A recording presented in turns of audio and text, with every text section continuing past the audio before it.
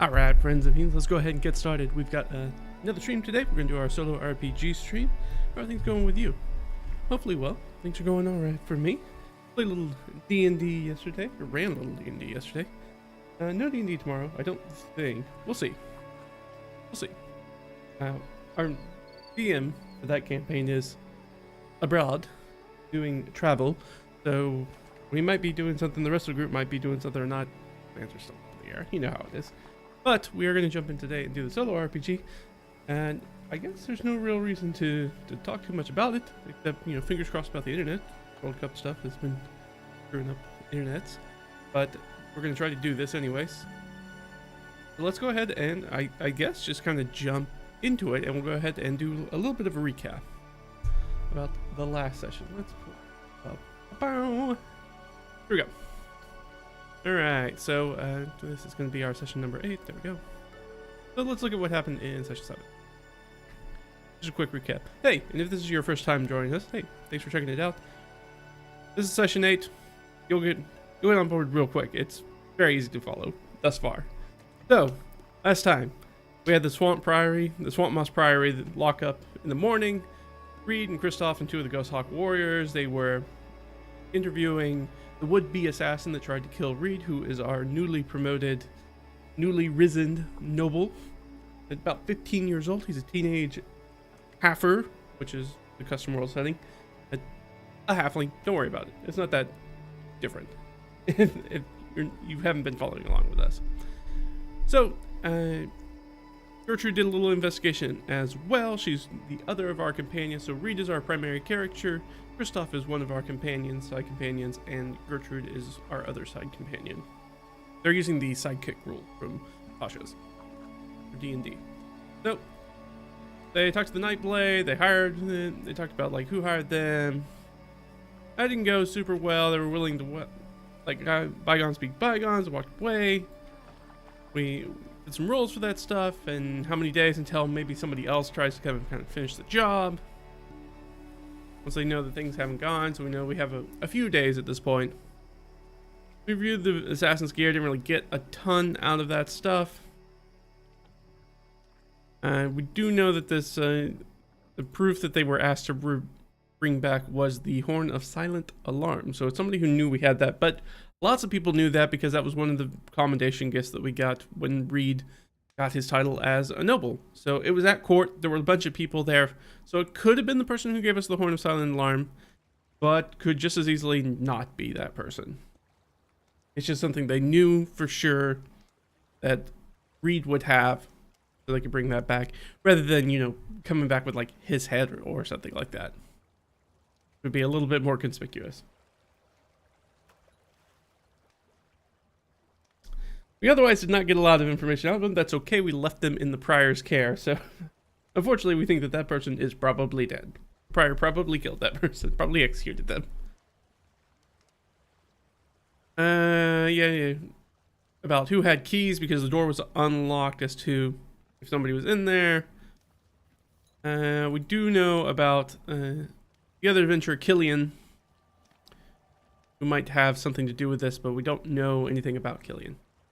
So they stopped by, this adventurer stopped by previously seeking the Rookland ferry to White Birch Inn, so they're headed in the same direction as we are, Killian is. But we don't know anything else about it. So we're not going to be able to take the ferry, the Rookland ferry, because of our donkeys, plus having to give it some sort of offering of flesh. And we were like, maybe we don't do that. So we're going to jump back and try a different way to go across. So we've gone to the nearby village, and we have taken there's Muddybank Village that's under the care of Lady Unvera, who is a noble who does not like us, but was not at the commendation ceremony, so we're not really sure. So that kind of absolves her potentially of being the person who is sending assassins after us, we think, because we obviously didn't get the horn from her, and she wasn't there, so unless she's had agents who have brought her that information and knew that they were coming in this direction. But we also purchased a canoe, which will be helpful once we get further up. We can show the map real quick. Here's the map. So we started our journey from right here.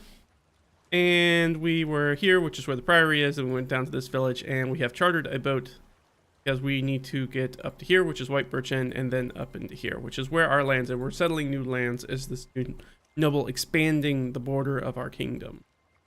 Or technically, it's a Fürstentum, a principality or princedom. So that is where we are. We are technically right here where we had just slept overnight on the water, and during that time, Cristoff had to deal with a zombie trying to get itself on board, but quickly dispatch it.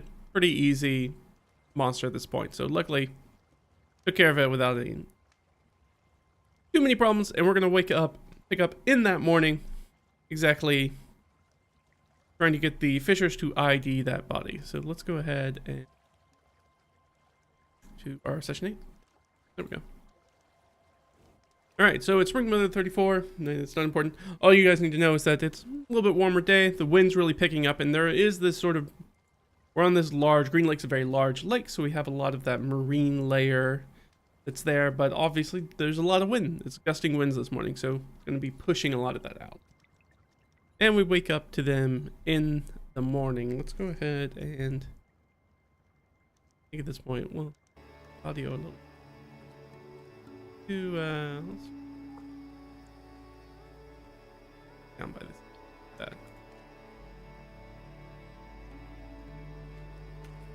Come on. I'll leave that on repeat right now. Perfect. All right. So everybody starts to rouse as the morning gets up. I think Cristoff was the last person on watch, so, or maybe he was in the middle of watch. I can't remember. Anyways, the rest of the night went without any issues. Morning comes, cock-a-doodle-doo. People start to get up. The two fishermen that are on the boat start to get up and start to get things ready to put things over. Obviously, as people rise, Cristoff kind of shows them the undead. This thing tried to get on board last night. I was able to easily dispatch it, but I wanted to keep the body up here in case two fishers might know who this person is. And so, as everybody kind of gets ready and is making breakfast and breaking their fast and all that stuff, bring the fishers over, and the fishers will attempt to identify this body. So I'm going to have them do just kind of a basic luck check, 1d20. I think based off of the age that we kind of had the zombie at, or aquatic undead, I don't think it's probably gone through quite a lot of decomposition, so I don't think it's likely that they're going to be able to identify this. So I'm going to say -3 to this. 7 minus 3 is 4, so that is a no. I take a look at it, and then two of them kind of bend down. I can't say it's familiar to me, but it makes sense that it came up on board. On deck. You I don't know if maybe you got it. We didn't necessarily really want to drop anchor here and sleep overnight, as we're getting pretty close to the area where there's an area, the Green Lake up in the northeast waters, where undead show up pretty frequently. So we try to avoid it. Specifically after the sun goes down. Be in a pretty bad place. We'll see if any of our characters know anything about this. Now, none of our characters are particularly local. If we look back over the map. So this is the area they're talking about that's got the little dragon on it. Reason there's a dungeon or a lair there that none of our characters know about. Well, potentially. So the person who is closest, who would have the best chance of seeing this. So Reed is spent most of his life here, so that's somewhat close, but Gertrudt spend a lot of time here, and she's also a lore keeper. So let's see the difference then. 1, 2, 3, 4, 5, 6. 1, 2, 3, 4, 5. Okay, so I'd say either one of them has a pretty decent check to it. I think it's gonna be kind of a hard check though. But I think I'm going to let Gertrudt roll for it, because I think that being a lore keeper, she's a person who's more likely to have and deals with the crown road that goes directly by it, directly by Greenling, I think she'll be more likely to have heard that information. So she's going to make a check. We'll call it a history check, I guess. So let me throw it out. You guys can see the character sheets over here. On the left, we have Gertrudt. We'll go there. So she has a +3 in intelligence. She is trained in history, so she gets a +5 to this. So we'll give her a little roll. That's an 11. So let's find a DC real quick, but probably not. Okay. Hey, that is specifically a DC 11. I know those numbers don't add up to 11. I can do math, I promise you. We use a slightly different system. We've got a video about it if you want to check out that system, if that didn't make any sense to you. It's 2d6 system, and then the last d6 is a modifier. So she does kind of come over as well. Yes, I have heard that there are many undead in Green Lake, people who are lost to the lake who return in some form or fashion, a type of undeath. It has happened for a long time. There are many disparate records about it. So she did get a success, so she knows there's undead. Does she know anything about the underlying cause of this as to what's in the area? She would be the one who has the best chance of knowledge. So I think I'm going to have -3 because I don't think that maybe a ton of people put that together yet. Given the nature that I know as the player, the meta knowledge above the table as to what's going on there in that location. So I think that that's -3. There's a chance she might have run across some of that information in her lore keeping duties, but I don't think it's super likely. All right, that's 7 -3 again, so that's another 4. So the answer is no. But I don't know any cause for it. There is remains of that. There must be some sort of dark energies or magics here.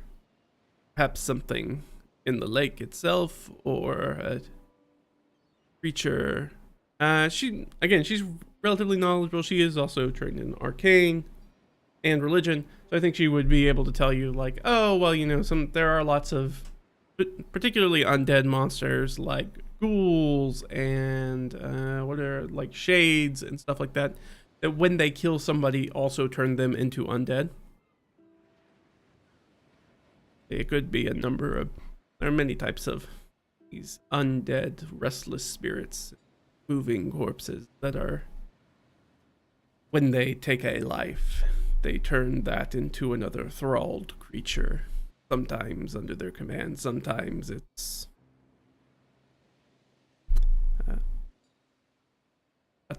autonomous. So autonomous makes it sound like it's thoughtful. They usually aren't. Hey, what's going on, Sans? Nice to see you. Yeah, fancy seeing you here. At the same time and place that we usually do it. Well, without any further ado, I believe Cristoff searched the body and didn't find anything. I believe that is what we did last time.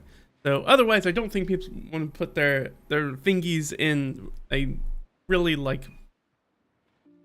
just like turning into sludge kind of corpse. I don't think people are interested in that. I think after they take a few minutes and kind of discuss this and everything, Cristoff and one of the fishermen need to kind of like take their gaffs and kind of like just sweep it off the deck and let it fall back into the water. All right. Well, we kind of rubs his eyes. All right. So I suppose we should get going then. Yes. Let's move forward. So we're going to basically just do some checks, because otherwise, as we're moving through hexes, there's probably not a lot that's going to be coming up. So we said that we're right here. We're trying to get over here. So each one of these hexes is about 10 nautical miles. If they're really hoofing it, I think that they can get through 2 hexes in a day. So we probably got, another little bit. So I think that's up to snuff with what we talked about as far as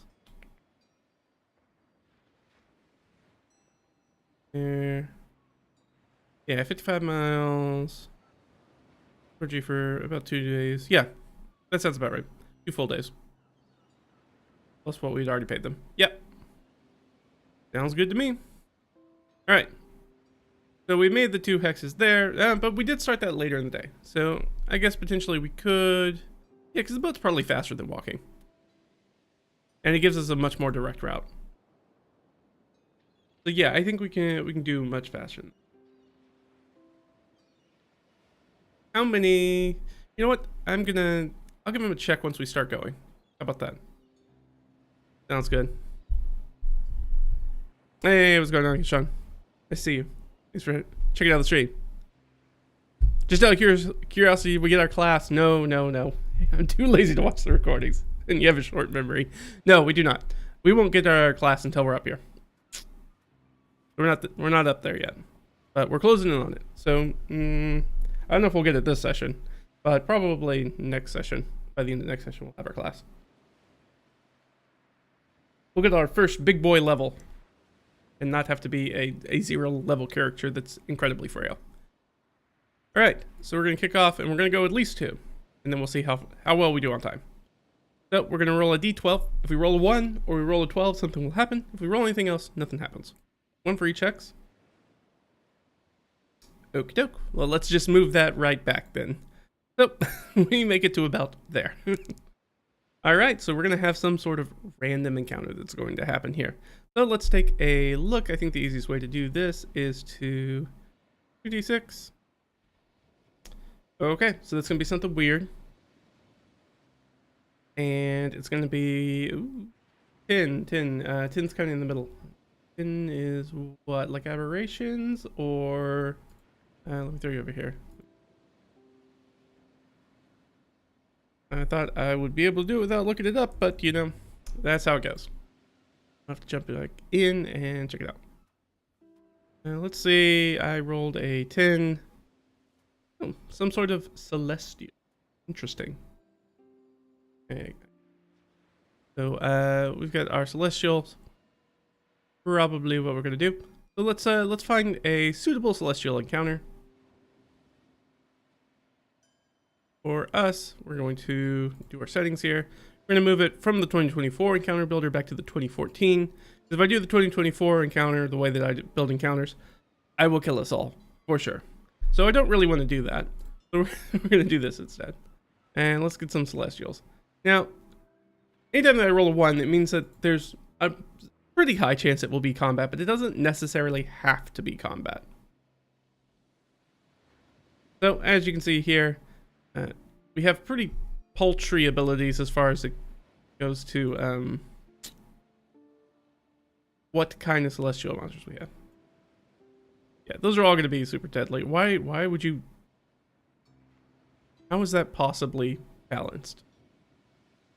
5 CR2s and a CR4 for 4 first level characters. How would that make sense? Counter builder. What are you doing? Why are you like this? Even just getting a 2 on there, even the Pegasus is going to be deadly. So let's go to our friend 5e Tools. Let's see. They will have a little bit more robust list as far as creatures. Maybe we can find a few more celestials that might do a little bit better for us. Here, down here, and we need a damage psychic type. There we go, celestials.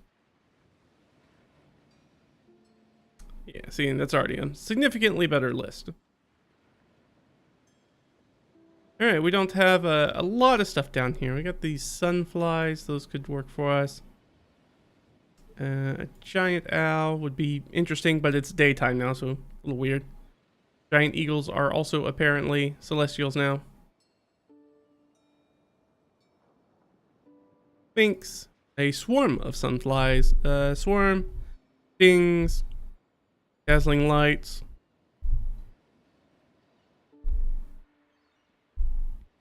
If a target is concentrating on a spell or similar effects. Okay.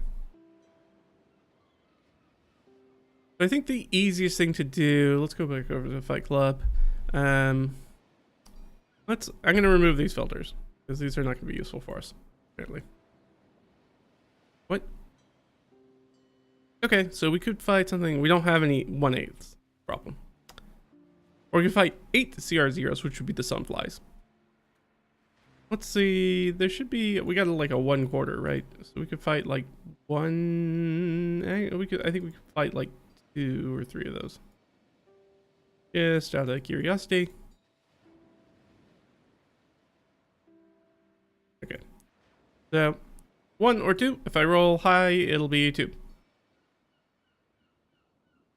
Right, that would be 2. Oh wait, but I was thinking that's actually a CR1, isn't it? So we could fight 2 giant owls, but it's daytime, so it would be weird to fight owls in the daytime. So I think our probably best bet here is to not do an iota. But probably this giant eagle is probably going to be our best. So, big eagle. Hey, reads a halfling for a large creature. He's going to look like perfectly pick-upable. He's like a small dog getting picked up by an actual eagle. But instead, it's a large eagle, so it could definitely pick up a person. Especially a small person. Oh, and stats-wise, where are we? Oh, yeah, let me just... I can show you guys his character sheet real quick. I'll show you what Reed's looking like right now. So we've got most of his stats filled out. We've got 2 more points we'll put in. 1 at the end of this session, and then probably 1 after the end of the next session. And then we have those re-rolls whenever we... 2 potential re-rolls we can do when we gain a level. Since we rolled a 1 in one of his stats, in 2 of his stats.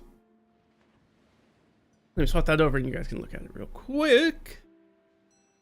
There we go. So he's got a 12 strength, an 11 dexterity, a 13 constitution, a 10 intelligence, a 16 wisdom, and a 16 charisma. We're definitely leaning into that sort of diplomatic aspect of him. He's probably going to end up somewhere, probably in the bard or maybe druid camp, maybe cleric camp, because he did have that manifestation from the cat that he found on his vigil. So maybe he feels the calling of religion, maybe not. That is kind of one of the big crux things that's kind of going on in the setup for this campaign. So we'll see. Let's fight a horse or ride it. Both works. Probably not going to fight a horse in the middle of a lake. Maybe what are they? Kelpies? Those water horses? All right, so yeah, I think we're gonna fight one of these eagles, which is still going to be a relatively tough fight. Let me get this here one, just so I have an idea of how tough this is. All right, doesn't really matter what it is. According to us, that should be a medium fight. I question whether that is correct, though it is a solo fight, and that always makes things a bit easier. Yeah, because we only have 2 really first level characters. Then we got the next one. All right, well. The still is shattered, so let's go ahead and swap up our music and get us some initiative going. All right, well, stop. What makes sense here? So we got some water stuff. I think the lifeboat. I think this is pretty. Yeah, that'll work. Not super combat-y, but it's definitely a little bit way more tense. There was drowned sailors right down there at the bottom. Could use those. All right, but it is very loud in my ear, so I'm going to... All right,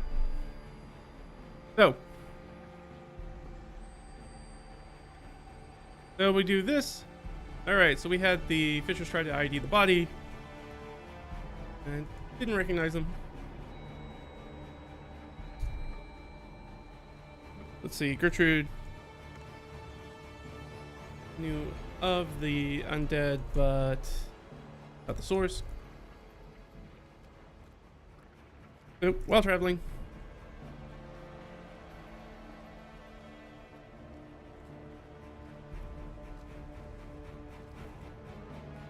Attacked by a giant, it's eagle, right?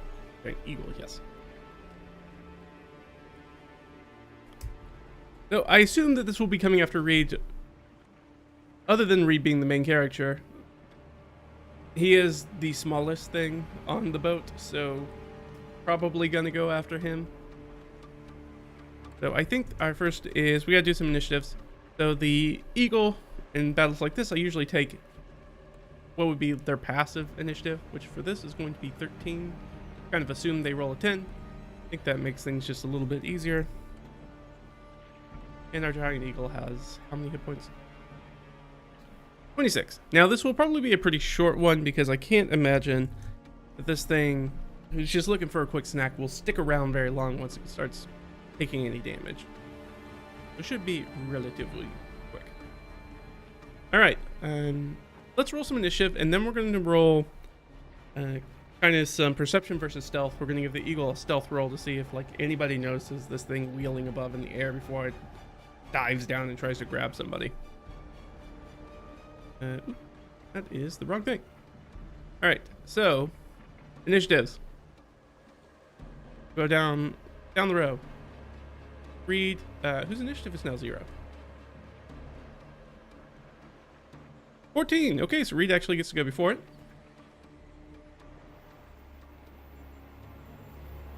Cristoff will be going after.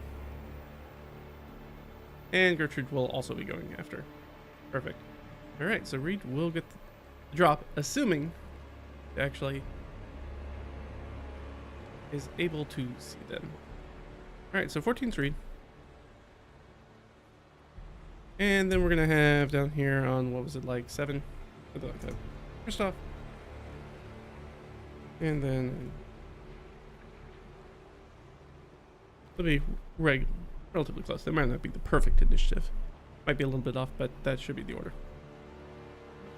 Of course, who cares if the numbers are right or not. Okay, so what is our giant eagle? They're going to have some stealth. We'll assume that we're going to take their passive stealth. Or actually, no, they'll do an active stealth versus everybody's passive perception. That'll be better. All right, so they get the +3. They don't have any training, so they just get the +3. Here we go. Here we go. Yes, that's exactly what we want. Okay, so Reed's not going to get picked up and dragged off by a giant eagle while everybody just watches. There's a very funny YouTube animation of Dark Souls. I think it's called Happy Souls, where the giant ray comes by and just grabs one of the guys and takes him off. That's immediately what jumped into my mind. But this eagle clearly screeches, or is seen above. So Reed definitely is going to see it. Reed's definitely going to be like, "Hey, what's that?" Ah! It like tucks its wings and goes into a dive. Ah! Will it be the bard route all the way until it won't be possible to happen anymore? You're gonna be for the bard. The bard makes sense. The only thing that doesn't make sense about him is that he doesn't know any. We haven't set up any reason for him to know any instruments, so it's a little weird to do a bard for Reed, but not impossible. Hunt the small creature, useless creature to eat, something like a mouse or a rat. Oh, Reed, perfect. Yes, exactly. Hey, what are you doing, Bendale? Nice to see you. Yeah, jump in. We're getting into it. As this thing tries and turns the dive bomb on Reed as he's on the deck of this boat. All right, what's he gonna do? It is his initiative with his 7 hit points. If he gets hit by this thing, it's gonna be lights out probably. I'm sure this thing probably does plenty of damage. It is a large-sized creature, and it's falling out of the sky like a missile. Let's see, he could take some cover. There is sort of like a cowl or like kind of rooftop on the back of the boat that he could maybe jump under, and he doesn't really have any ranged attacks or anything too. So yeah, he's gonna, I think he's just gonna try to run for it. He's gonna go hide with the donkeys.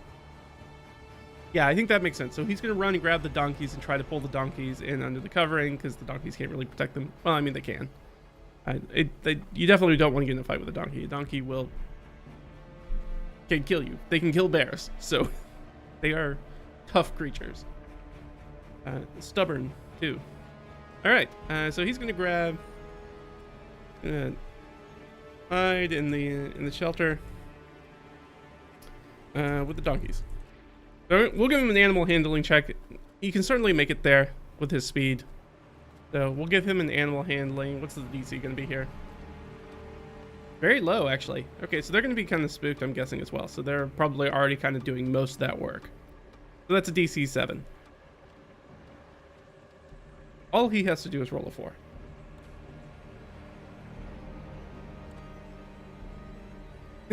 All right, so we got it, but just barely. So I think he grabs the reins and he's trying to pull the donkeys, but the donkeys are pretty much just pulling him into it. They're like, hee-haw, freaking out as this giant eagle dives. So he scrambles back that way.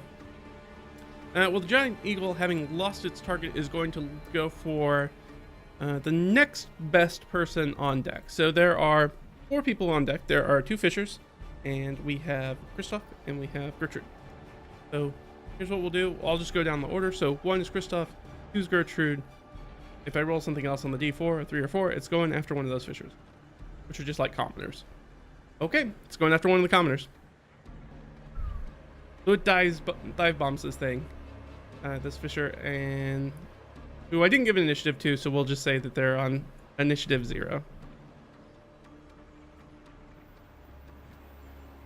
And they're just commoners, so pretty much if this thing hits them, which they have, you know, AC 10, it's probably going to obliterate them.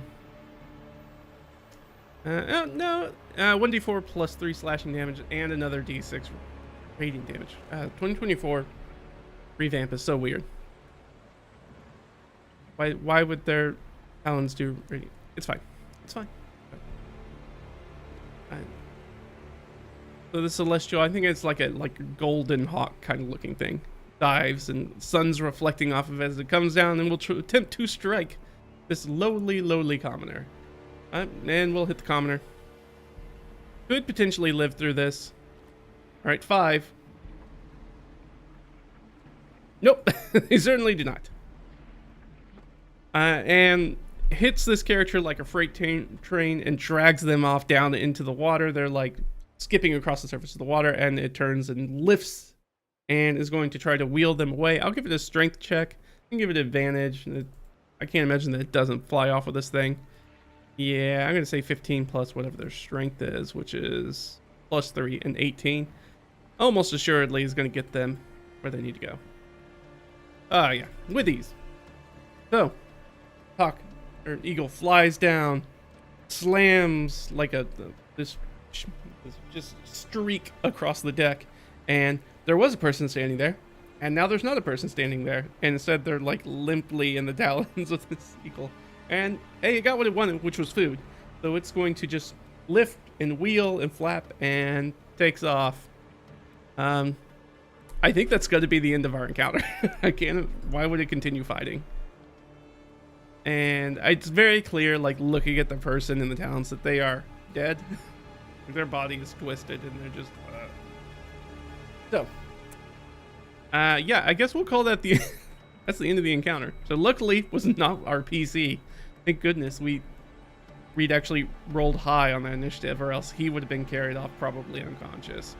But technically that we could say that fisher's unconscious, but there's no way we're going to get to him before that eagle eats them. So well, that's one dead NPC. All right, well, good to know.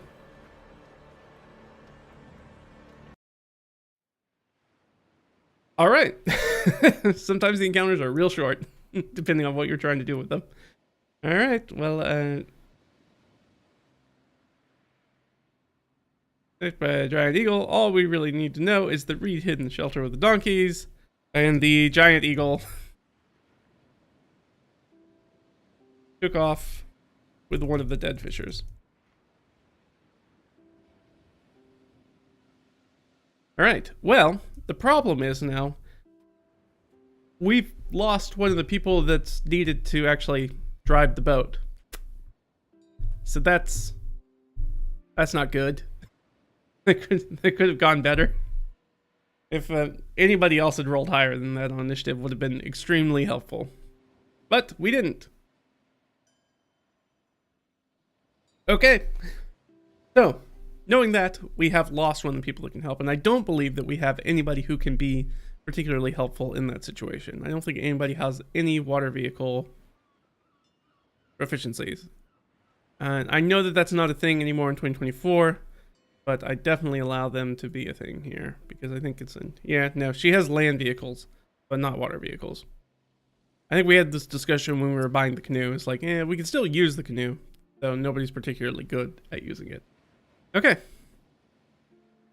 Now, we do have Gertrudt, and she can absolutely just spam guidance to help. But somebody else is going to have to help with the boat, which I assume is going to be Cristoff.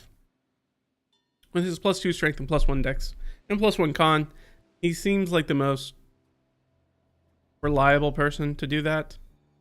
Because he's stronger than Gertrudt, even though Gertrud's got a little bit more constitution. And Reed's got a little bit of strength, a little bit of con. Cristoff's the only one with any real dex. So, he's going to have to step in to help with the poles and like pushing the boat essentially around. So they take on with the other fisher. I do want to check to be like, I need to check kind of like the mental state of the other fisher. Oh, okay. So maybe they didn't have the greatest working relationship. They're like, guess who just inherited the business? Should have done that years ago. All right, well, I assume that like they deal with creatures like that on a pretty regular. Like that's a pretty normal circumstance when you're doing fishing. You're like, hey, there's a bunch of fish on board. You know, birds like to swarm around that. So I assume that like this is not a super uncommon thing that happens, though it's definitely not a thing you want to happen. But they do seem, they're like, hey, man, maybe not the first time they've seen that happen in their life.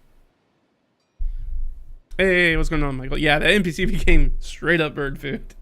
Now, the good thing is that we'll definitely sell off one NPC. And I think there's a little bit of discussion where Reed comes over the person. Look, I'm very sorry. I will make sure. Stay with us. We have already arranged the payment. So you will be the inheritor of that payment, and you can use it to give their portion to their loved ones. And to apologize so much for what's happened, but we do appreciate your willingness to continue because we need to go, and they will continue. Now they're a little bit handicapped, so now we're definitely going to have to make some checks. I think at this point, we just have to make checks just to get to the next hex. Because we've already made one hex, so I think we're kind of like down to essentially kind of half speed. But as this person also has to drive the boat in addition to trying to coach Cristoff and probably the rest. I'm sure everybody is trying to help out at this point. Now that they're in this situation, they're not just sitting back, watching two of them work. They're all trying to do it, but it is like one person having to go around like coach everybody like how to run the boat. We're gonna do this. All right, so let's set up a DC. Okay, this seems like a pretty reasonable DC. So this is somewhat lower DC.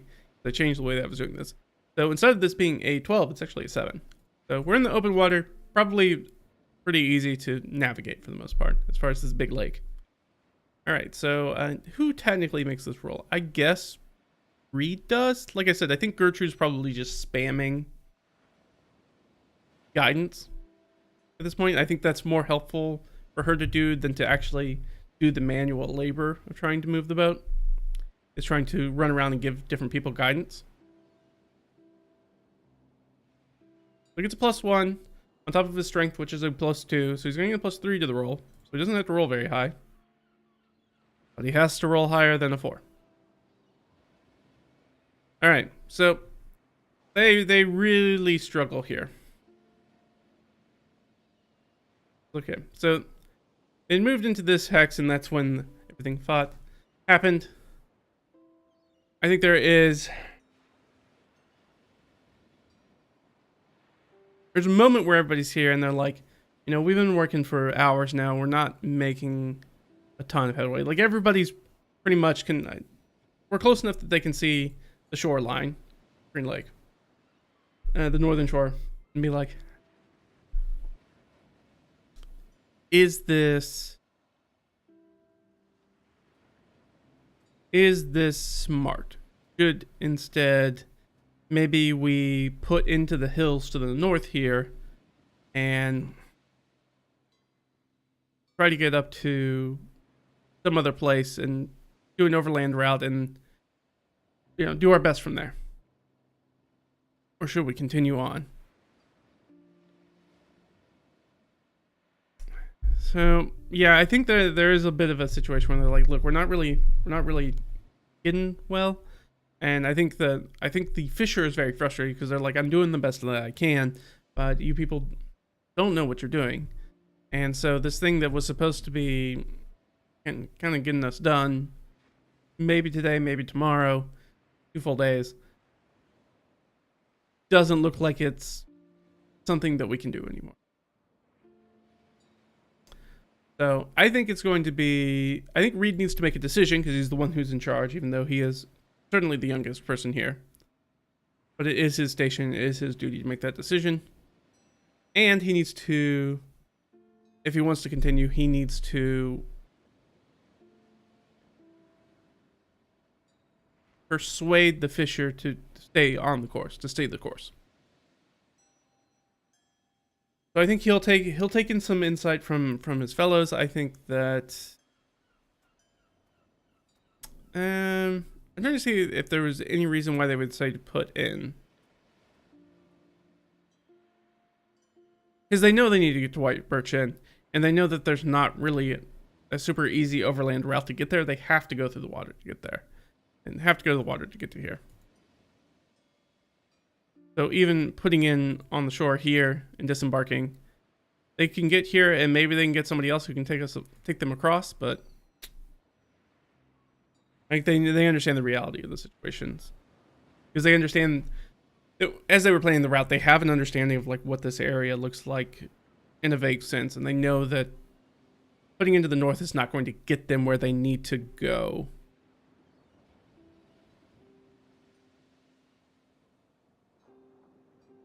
So I think that pretty much steals Reed's resoluteness. Like he's like, we have to continue. His resolve is like, to get where we need to go, we have to continue. And maybe it takes us longer. So I need to convince the fisher to honor their contract that I already said that I was going to pay them for. Poor Bob, he was a fisherman and now he's Eagle Chow, but oh well, my buzz now.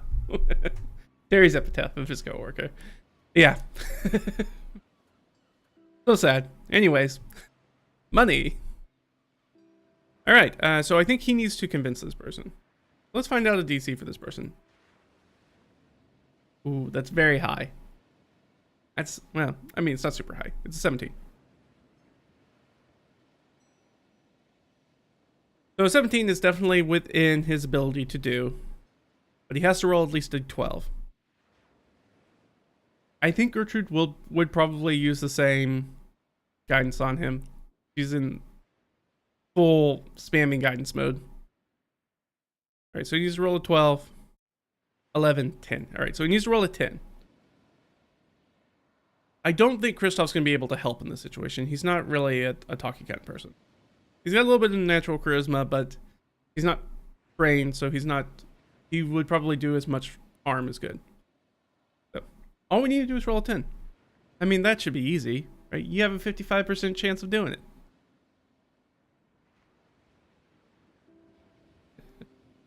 Hey, squeak it by. We just squeaked by. Everything's gonna be fine. Don't worry about it. So it's a lot of convincing. What he does is like, hey, look, have made the payments, honoring our agreement. It's time for you to honor your part of the agreement too. Take us there. Even if you were trying to go back and go home now, you can barely manage the boat with us helping you. How are you going to manage it by yourself? So if we get to White Birch Inn, you should be able to pick up somebody who can help you take the boat back at least. Or if you want to sell the boat or whatever, you do whatever you need to do. But right now, we need you to honor your deal. Come with us. And I think there is as the fisher's kind of thinking about that, and like, yeah, that's the situation. And you're like, it's true. I can't probably get this thing home on my own, or it'll take me forever to do that. It's more likely that another eagle will come by, or who knows, that undead will get me, or whatever. So I think he thinks about it, and then he's like, I think there's a moment of realization. So I'm gonna give them an insight check.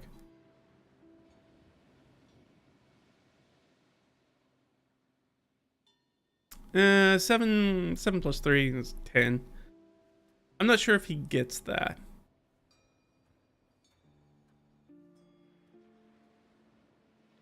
Oh no, I mean it's 12. Great. We'll roll the DC. I don't think he's gonna get those. No. He missed it by 1. Reed can tell that there's something changing. Like the fishers had a realization that has been like the last domino to crumble and to fall over as to like agreeing to them, but he's not clear what that change is. Like above the table, I think that change is for the fisher is that this person realizes, like, if I refuse these people, it's 3-on-1. They can just take the boat if they want to. They can just take it from me, if they want to, but and not pay me anything, and leave me in the middle of the lake, or kick me off on the shore or something like that. So there's like, they're presenting a choice to me, but I don't actually have a choice here. I kind of have to do what they say, because I don't know these people, and they could do anything. What's going on? Yep, they have lost one of the fishers who was helping them ride the boat. Got snatched up by a giant eagle, so they are trying to figure out how to get this boat to White Birch Inn when nobody else is trained in water vehicles. So they failed that. So let's see. I'm just gonna ask the Oracle. Is there enough time kind of left in the day that it makes sense to make a check for trying to go another hex? Okay, so yeah. All right, same thing. I'm going to let Cristoff make a roll. They're going to try to make this roll again. All right, DC 13. He gets a +2 to it. He's going to get another 3. Okay, so he's got a +5. So pretty good. He needs to roll an 8. And he rolls another 4. The dice are not on my side today. All right. Well, I don't think it's reasonable that they've only made this much progress. Though maybe it does. Maybe it does make this much sense. All right. Well, do they have enough time to make another check? No. Okay. So they kind of waste a day here, unfortunately. They waste a day on the water, not making a ton of headway. Like, just kind of limping. So, all right. So they convince the lone fisher, because there's only one of them now. White Birch Inn. They struggle to make any headway navigating the boat. So another day comes and another day passes. So this is going to be a whole new day. I'm not sure that it's worth for me at this point dealing with the weather. I don't think the weather's going to play too big of a part right now. Because they're not using sails or anything, so they're having to manually move the boat, so it's not a huge thing, and I don't think rain's going to have that big of an impact on us. So I'm not that worried about it, but this is going to be 5. I'm not going to worry about rolling for the weather right now. And they take a rest at the end of the day. So they spend another night out here on the water. So we'll have everybody in order. They're all going to do watches. Same sort of thing. We're going to roll a d12 for them. If we roll a 1 or a 12, something's going to happen. Nothing happens. Okay, perfect. Exactly what we needed. That's at least something going in our direction. All right, so the night passes uneventfully.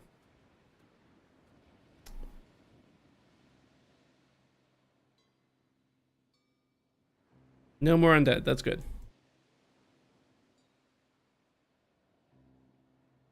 We will get up in the morning and we're going to try it again. So we've guaranteed to, or at least going to try to get, I think we're guaranteed to get at least one hex.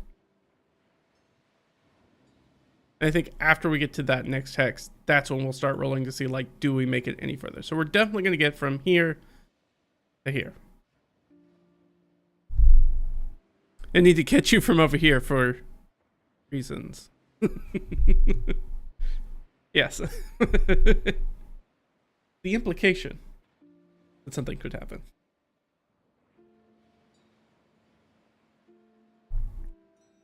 Didn't realize we would literally have a It's Always Sunny reference happen in the game, but that is pretty much exactly happens.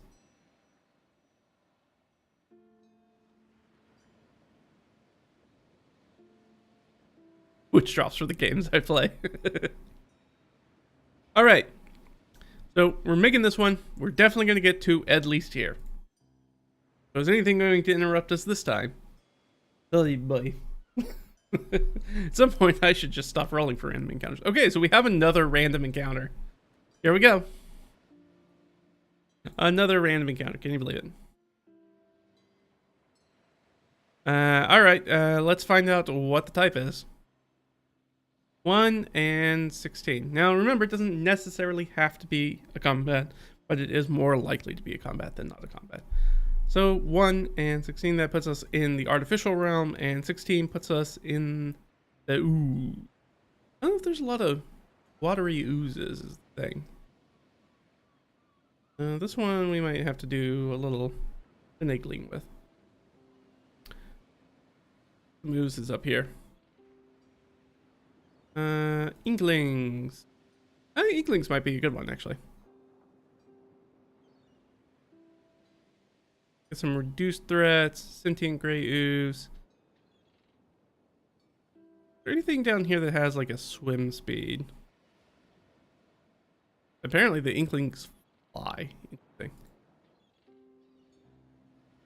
Climb, climb, climb, climb. Climb. Yeah, they're all pretty much going to have climb. Up until we get to CR2s, which is going to be beyond our ken point. Well, maybe not. Because we could turn this into being a little bit of something else.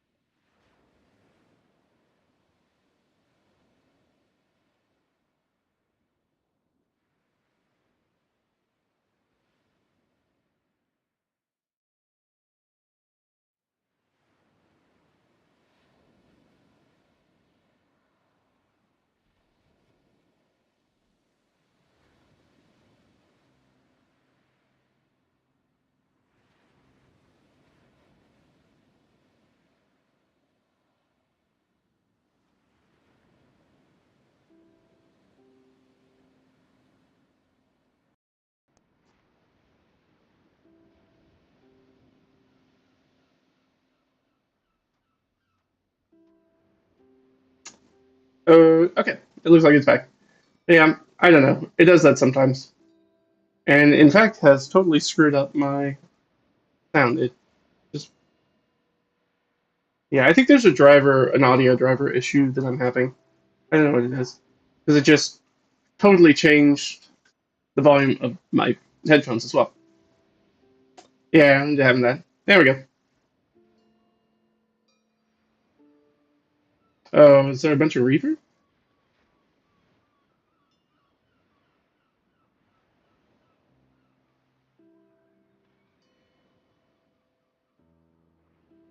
Let's try that. See if that's a little bit better.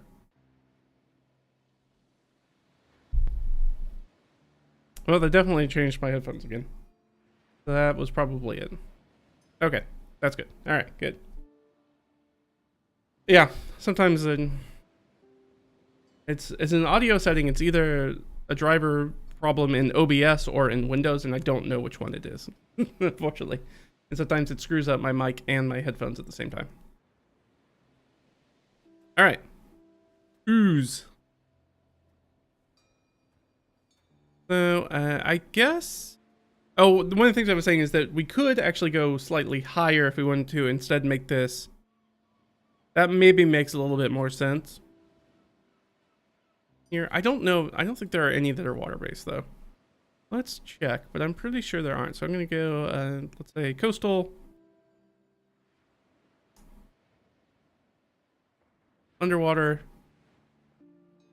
Plane, elemental plane of fire. Chaos.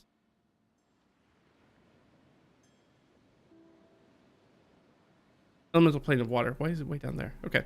See if anything pops up in any of those. Yeah, I didn't suspect there would be. I didn't suspect that that would be the case. We're going to clear this.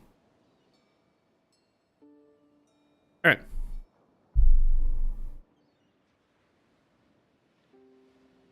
So, I don't think it's going to matter because the thing is that normally this wouldn't be an issue because oozes are so slow, is that we could just get away from it.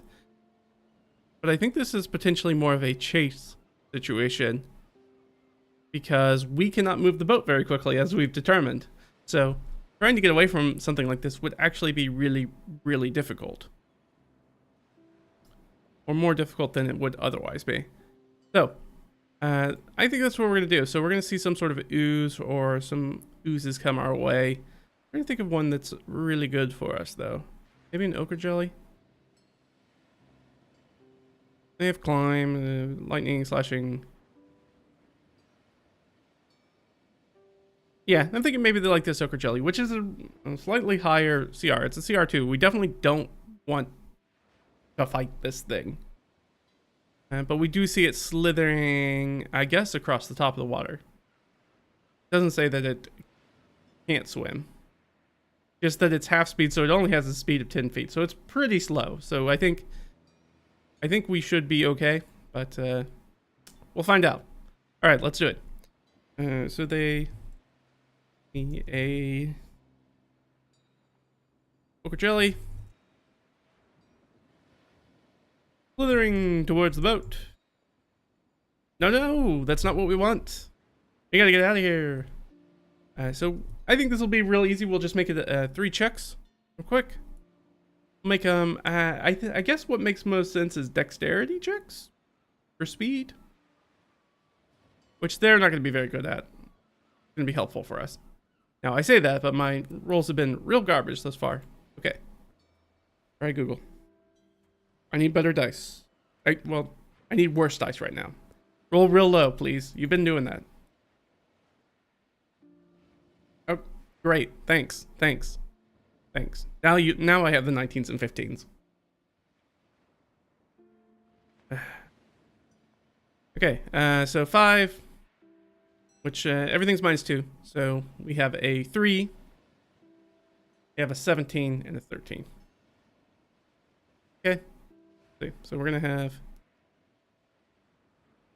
a 3, 17, 13, because I think they realize very easily it's like, oh, look at that thing, that's definitely beyond our ken. We need to run. Everybody's got their paddles in the water trying to get away from this thing. So this is gonna be a little bit of a chase. All right, so we're gonna leave this up to, I guess we'll leave it up to Cristoff. We assume that the fisher who actually knows what they're doing is actually doing their thing. So they're not really part of because this wouldn't even be a check if they were around. We still had the other fisher, they would just get away from this thing without any issues. So this is totally only because a bunch of idiots are trying to do this who don't know what they're doing. So I think we let, maybe we, you know what? Why not? Let's let everybody, all the chuckleheads will get a chance. Everybody's gonna get a roll. Why not? What's the worst thing that could happen? The boat goes down and we all drown? Yeah, I guess that's about the worst thing that could happen. Which would not be good for us. We would lose a lot of stuff. This would be very, very bad. We want to get away from these things. All right. So here we go. All right. So I think this is a. I think I would accept strength or con.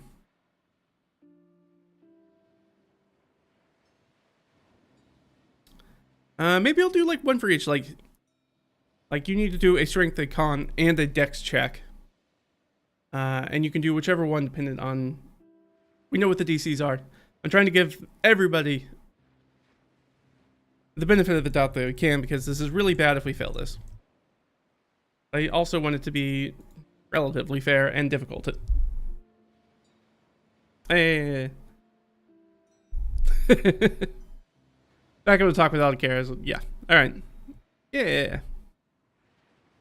Yeah. Oh, you can change the CR using the bar graph on the right of the CR entry. I didn't know that.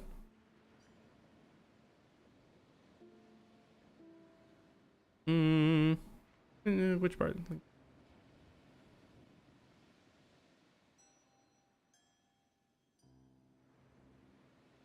Okay. It's not important. I mean, we really don't want to change this thing. I assume that, yeah, it changes. Not sure if I trust the CR math to change that on the fly. But yeah, that's interesting. I'll have to take a look at that later. We'll send all the good vibes. Does the bard have to know how to use instruments? They do get instruments as part of their stat blocks, or as part of their level. I think they get like 3 or something like that. It's for sure milestone leveling. Oh, above the word traits. Traits. Oh, this guy. Yeah.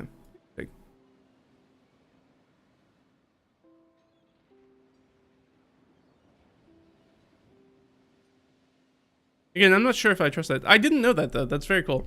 I'll have to tinker with that a little bit. Thanks. Thanks, Mundo. That's very useful. I didn't know. I always thought that graph was like an average for like the damaging and like looking at that compared to other stuff. So I never really messed with it. I didn't know that's what that bar graph did. I thought it would be like, hey, compared to other CR2 creatures, this is what this creature kind of does as far as the dice rolls. I did not realize that's what that did. That's very cool. I'll have to tinker around with that. Again, I'm not sure it's using the existing CR math, which from WotC, which is incredibly dubious, but I assume is what they're using for that. So I'm not sure if I trust it, but well, I don't even trust it for 5e content, much less 5.5 content. But yeah, because their information for making monsters, according to their CR, they don't even follow, and they've never followed. So, but I do want to play with that some. So thanks for pointing it out. All right, so we're gonna run. So everybody's gonna have to make a strength check. So everybody's gonna have to make a dex check, and everybody's gonna have to make a con check. But who gets to? They get to kind of assign that whichever they want, and I'm gonna give them the idea of knowing the DC, so that way they can do their strongest thing against the highest DCs and their weakest thing against the lowest DCs. So we'll do read first. So this is DC 03. So I think that we're going to go with, I guess, Dex, because Dex is technically our lowest. All right, so all we've got to do is roll not a 1. Can we do it? We can, but just barely. We hit that 95 percentile. Thank goodness. All right, so we actually pass. It helps if I click on the right thing. All right, so read. Passes. Dex. Barely. All right, who's up next? Cristoff. Cristoff could do con or dex, doesn't matter. Either one. Would I let them use saving throws for this? I don't know. Sure, why not? Why not? I'm kind of making this up on the fly, trying to do this kind of skill challenge. So they're pulling in So, I mean, I guess because none of them would have any training that they could add to this anyways. So, I don't know. I probably won't make that much difference. But sure, I'll let them use it. Why not? It's really bad if they fail, so I kind of want them to pass it. So we'll say that for this lowest one, because he has proficiency in dexterity saving throws, that he would make this con. He passes. Cristoff passes. Gone. I should change the music. This is very... Huh. Let's go back to the lifeboat. Go.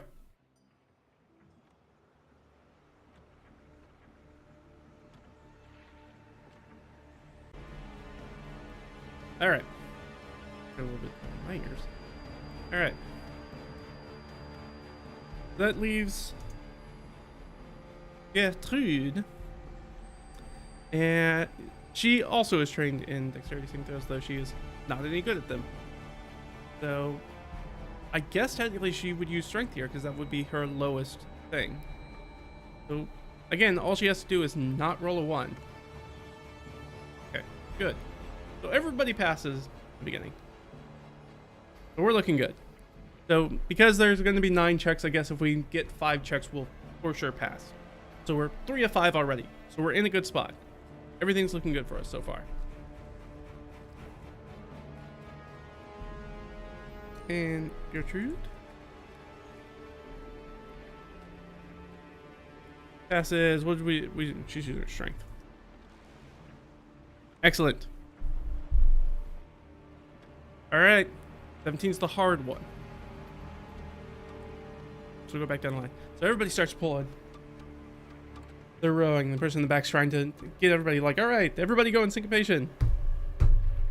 Like, everybody pull at the same time. Make us faster. Go. And they're trying to keep things. Probably has the gaff hook. Like, in case this thing gets close, I'll try to poke it with the gaff and try to keep it away. All right, we're back to pulling again.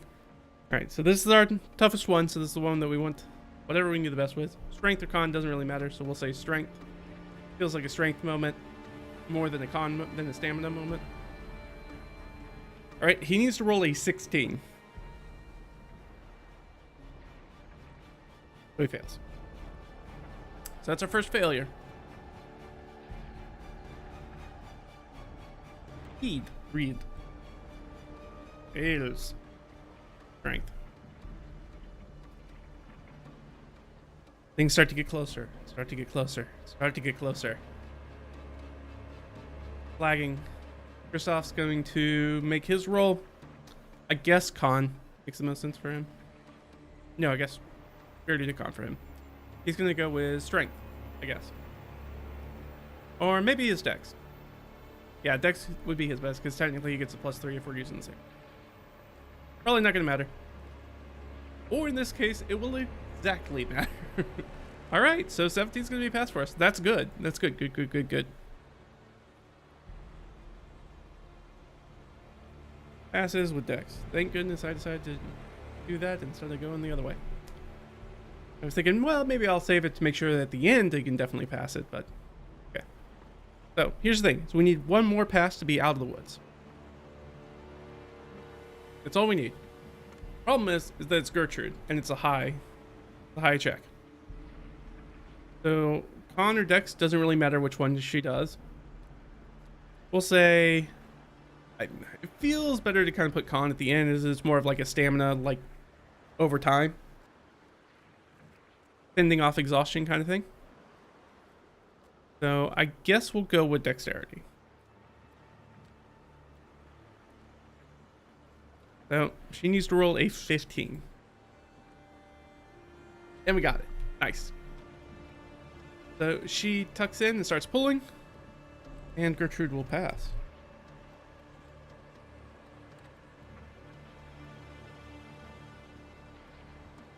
And, you know, at this point we have passed it.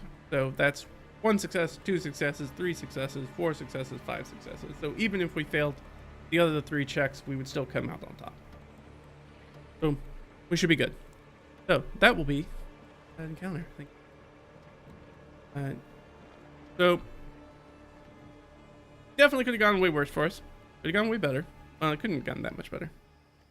Gotten a little bit better. But really, this was more just about getting away, which is good for us. We are able to put together. So, if we had fully passed, if we had not had a single failure, unfortunately we did. We had one. But if we hadn't had one, I would consider maybe giving everybody a temporary proficiency in water vehicles. To like aid us to be like, oh, now trial by fire. Now we understand a little bit more what we're doing. But we didn't pass with flying colors, so I'm not going to give us that additional boon. So we're just going to go back to being the Muppets we are.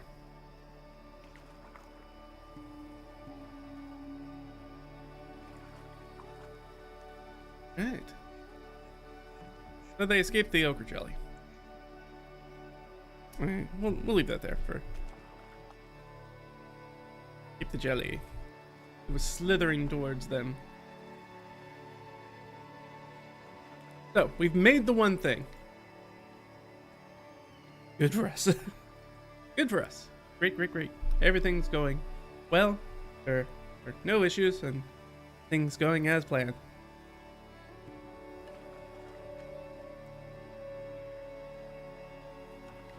So now I just want to check to be like, are they going to have the ability to make it another... Try to go for another hex? Yes. Yes! I'm going to take that natural 20 as they've already progressed a lot as they were doing this work, and they just kind of like are gliding a little bit on momentum and kind of... They were ensuring that they really pulled for a while to make sure it's like we have fully lost sight of this jelly, and we know we are far out of danger. So I think that I'm going to be like, they're going to make the check. We're going to let Cristoff make his check again, but this time I'm going to give him advantage on the strength check. So let's set the DC, see if we can pull into the next hex. Oh.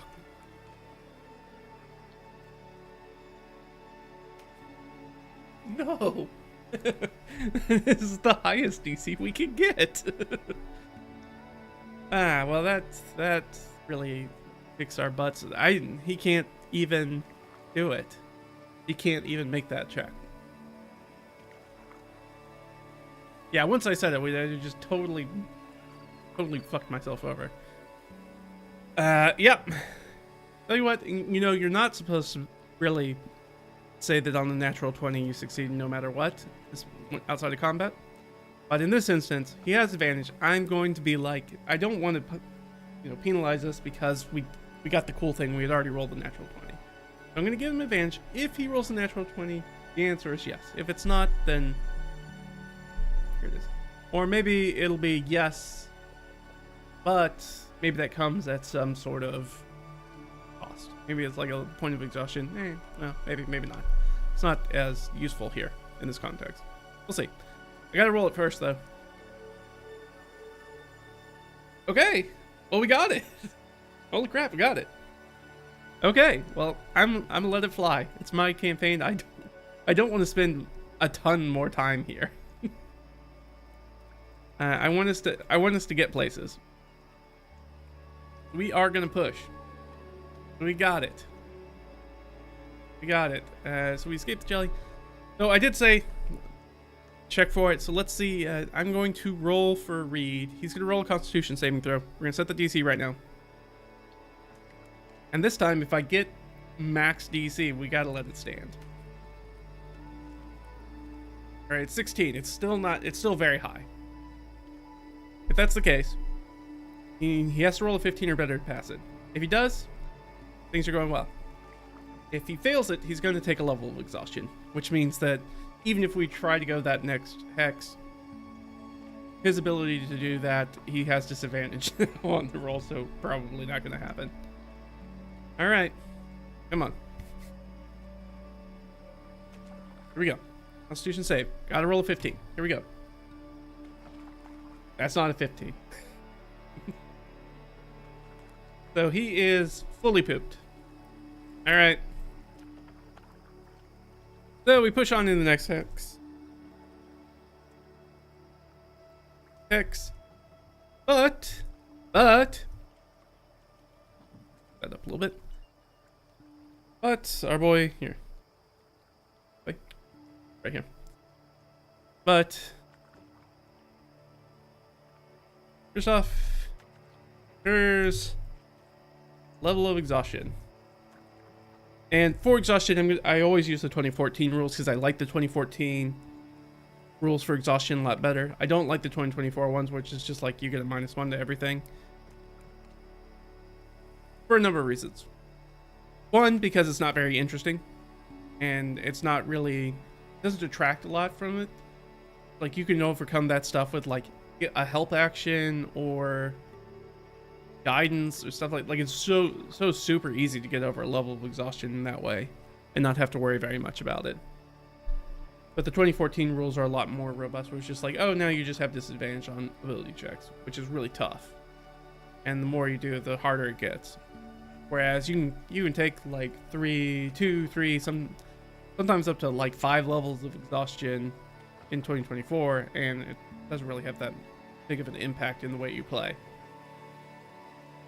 And I don't like that aspect of it, so I don't use it. So he's gonna go ahead and drop it down in here that he has exhaustion 1, and I'm very familiar with these rules because I run a campaign that uses exhaustion a lot. I just noted it on his. I was gonna say I noted it on Cristoff's character sheet, but I accidentally just put that on Reed's. That is not what I'm trying to do. There we go. So he does have the level of exhaustion. So can we, oracle question, are we able to try to attempt to get to the next one? The answer is yes. Our DC, remember we have disadvantage on it now. 14, so perfectly doable. Perfectly doable. All we gotta roll is 2 dice that are 12 or better. Which we do. We got it. The dice are coming around to our side. Alright, so we're gonna push on. Nice. Wow, it started off real rough, but we're gonna get there. Okay. So we're going to pull this boat up on shore. White Birch Inn is like literally on the shore of Green Lake. So we don't have to do any overland trekking to get there, which is good for us. So we pull in there.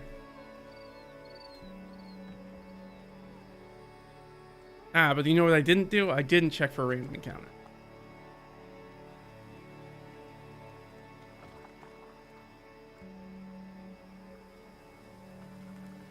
Now 12 means something happens. Unlike a 1, though, it's very unlikely to be combat, so that's good for us. So I do have to take a step. We gotta reverse back, because I dumb and got ahead of myself. We're here. You know, before I started this, I went to start the stream and then I went, oh, right. I don't know why, but for some reason I feel like I'm going to need my game bag, because I'm going to need my DM binder. I was like, I don't know why. I just have that feeling. I'm glad I did, because I need that right now. So I'm going to check in here. I have some wilderness dressing tables, so that's what we're going to do. We're going to roll on the coast/water table. 2d20s, and I'll try to combine them or take whichever one I like better, or feels more appropriate for the situation.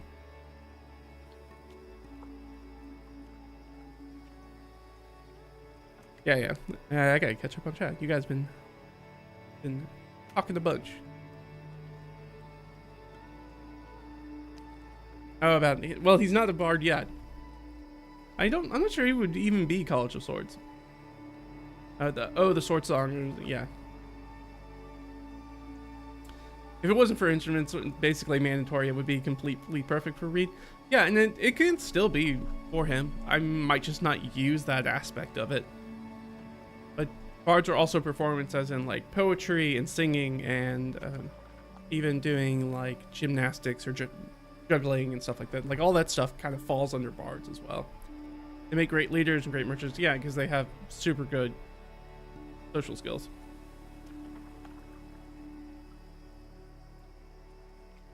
I'm the GM. I can do whatever I want. Yes, I can. But I also want it to be hard on my PCs. I mean, we had Reed almost get annihilated by an assassin 2 sessions ago. Very, very close. Like, got taken down into negatives for sure in 1 hit. God said, "You are a fine little halfling for now." Can we become a warlock? Yeah, we can. I'm gonna cross that bridge when I get there, and I'm gonna take a look at it. We might even do a full session where I'm like, what makes sense? Go here. That might be a very important part as we kind of discuss that stuff. Yeah, they have the high charisma, cat, and the divinity of some sort. Yes, that suit him. Yeah, I think that he has already had the cat reach out to him as part of his vigil, which is from a different religion that he doesn't technically follow. Or what he is interpreting as would be interpreted by the people around him as an image from the cat, as a message from the cat. But that thing could also be interpreted as a druid thing too.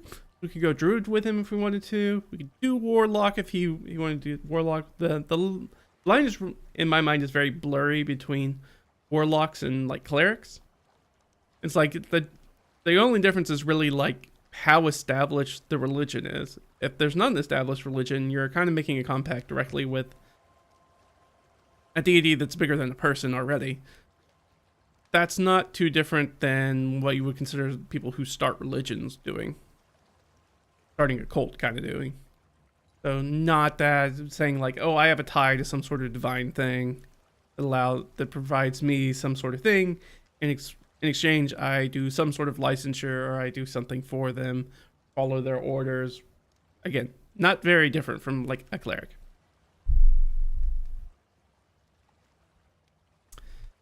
Yeah, warlock would be cool, but he might need a stronger one. But the nice thing is that the warlock gets short rest. So as long as we do a bunch of short rests, he could keep popping off spells. Yeah, he has 7 total hit points. It'll get better. Reed just getting flown away by a strong one and dying from the fall. Yeah, honestly, if the eagle had just dropped him, picked him up and dropped him, he'd be dead. All right, let's roll for this dressing. For our sweet thing, what do we see as we come across, which is good. Luckily, it probably won't be combat. Probably.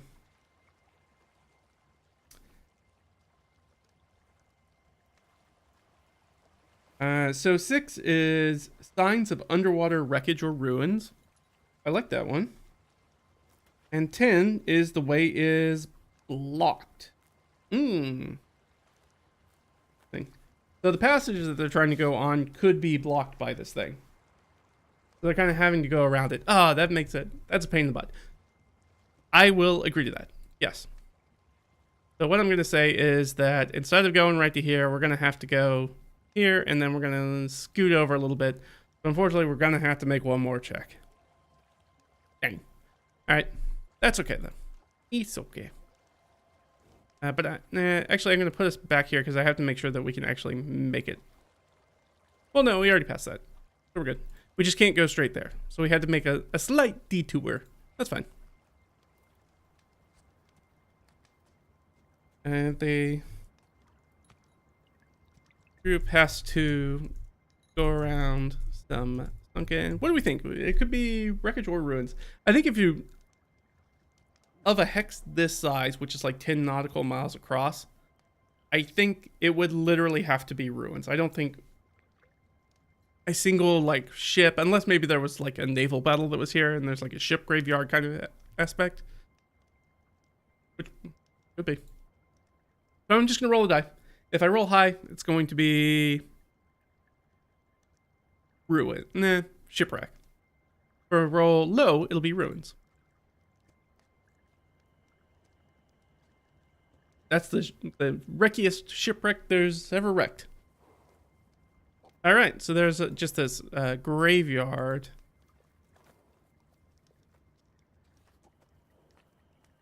The shipwreck remains of, I'm going to say some sort of naval battle.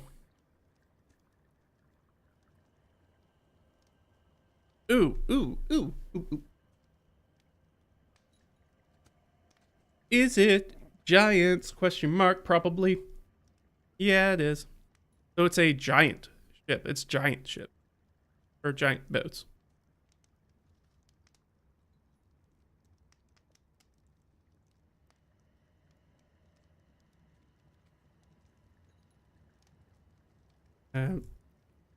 That were destroyed in some naval battle? Question mark. Yeah, we have some people here, so let's see if anybody knows anything about this. This does very much seem like a Lord Keeper Gertrudt kind of question, but so I'm going to give her advantage because she has the Fisher, and the Fisher is probably somewhat familiar with these waters. So I'm going to let her roll twice. We'll set a DC and see if she knows anything about these ruins that are here. Because I know that there were giants in the area because I made the map for this area. So I know that there are giants kind of poking around. Or at least used to be giants. Alright, so let's set our DC. What a perfectly average DC 14. Love to see it. Ah, yeah. But I don't know what these, because we're coming up with the ruins just off the top of our head. So I'm going to throw over here and we're going to look at Solo Dark. So I've got the prompts for Solo Dark on the left. These are like Spark tables. If you're not familiar with like the solo RPGs. If you are, then you already know what all this is, or you've watched other streams, you know how I use these. If not, they're for free. You can go get them from the Shadow Dark website for the Solo Dark supplement. These tables are in there. They're fun. I've been using them quite a bit. 82 and 13. 82 is fall. 13. And fall in a conflict.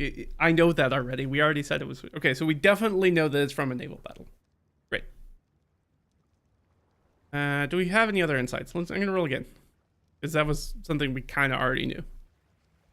Alright, already supposed. 93 would be build. Motive. Building.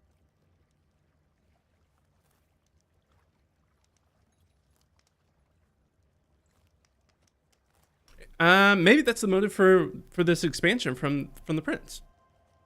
Like, why now? That has been the question that's been kind of lurking in the back of my mind. Is like, why are we trying to expand the Fürstentum now? Why the Principality now? Why are we expanding borders now?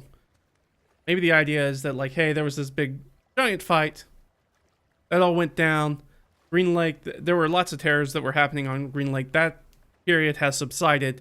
Now it's time to push into there and you know, bring all of Green Lake fully within the Fürstentum and be like, this is ours now. That's it. So it's our catalyst for expansionism. Because we're the good guys. We're definitely puppets of the state. Yes. So we got confirmation. Naval giants, catalyst for the expansion borders into the Northern Archers and bringing Green Lake fully within the boundaries. Princeton. Yep, that's that. Okay, so cool. We got a little bit of world building, so that's super nice. Very nice for us. Excellent, excellent, excellent. Let me look at our map. So now we must ask the question once more. Can we try to at least attempt this day, without having to rest, to get to White Birch Inn? Please. Please let it be yes. Please let it be yes. Yes. Okay, so we can make the check.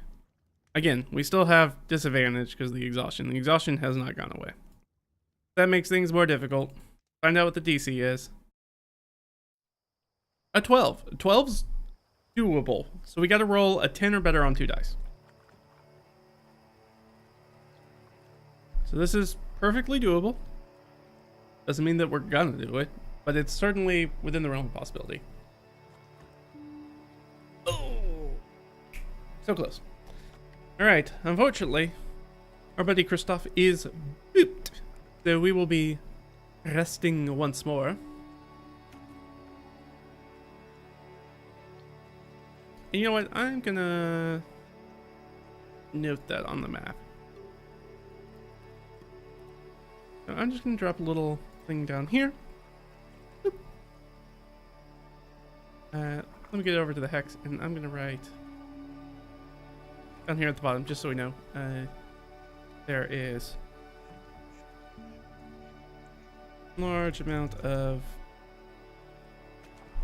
capital G giant bricks.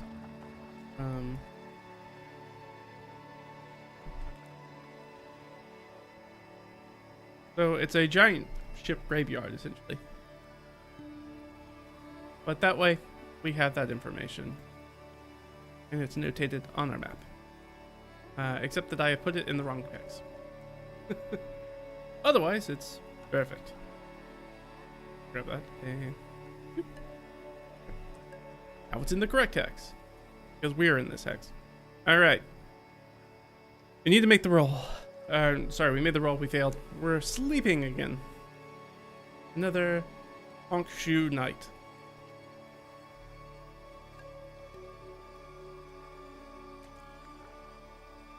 Alright. But we have to set our watches and do our things. What we're gonna do. Catch up with you guys over here. You see warlock patrons as powerful beings upselling their scraps for a premium of 1 soul. Yeah. You want my power for your soul? Wait a minute. Talk with my power. Magic power is fine.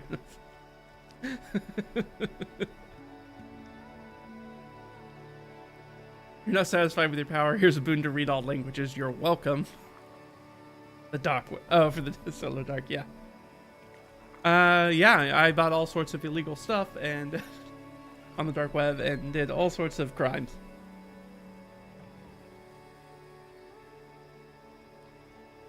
Imagining a patron selling loot boxes with powers to people. Yeah. You can have the chance to be granted great privilege. For the low cost of a portion of your soul. Alright, so they're going to sleep. What that means there's going to be some more D12 checks. We got 3 of them. The night passes. Say it with me. Uneventfully. Thank goodness. Alright, so the night passes.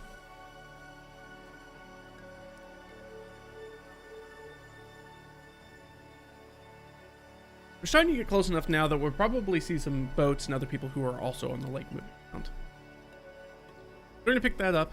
Actually, I put down Spring Weather 36, which is not an actual date. Let me double check that. Not a date. We can have. I'm sure that the Fisher was very... Oh, I have the wrong one. I forgot that I moved it.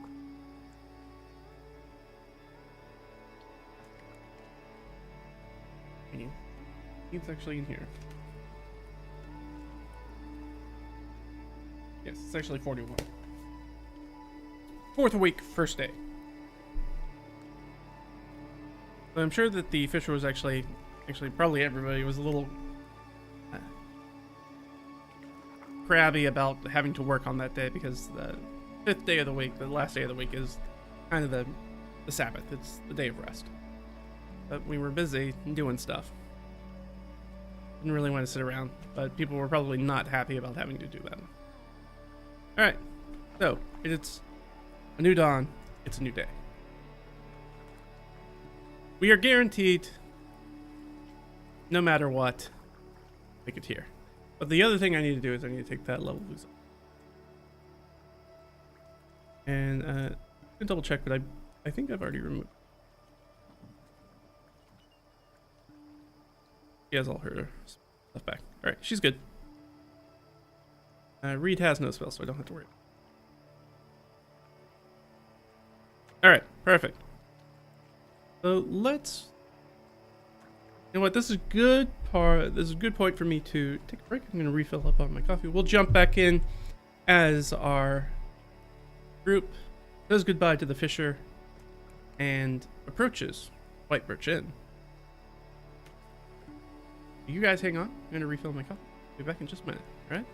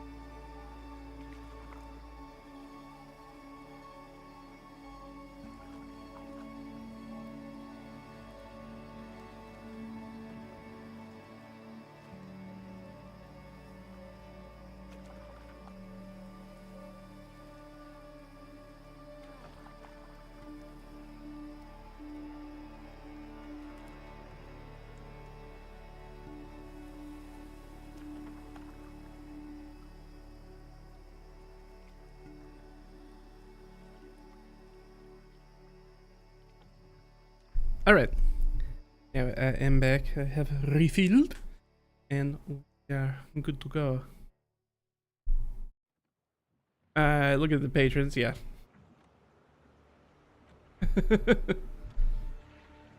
Devil with the EA business model. Oh no, terrible. All right, let's So after a long while, we have now finally made it change. That certainly does. We're not on the boat anymore, so let's get some in music. I think there's some in music in here.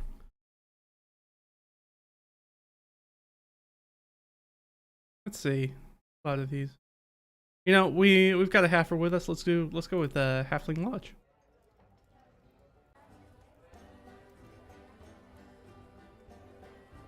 There we go. All right. So our adventurers, after many days, certainly more days on the water than we were very much planning, and I'm sure the Fisher's not happy about getting the rest of their pay, and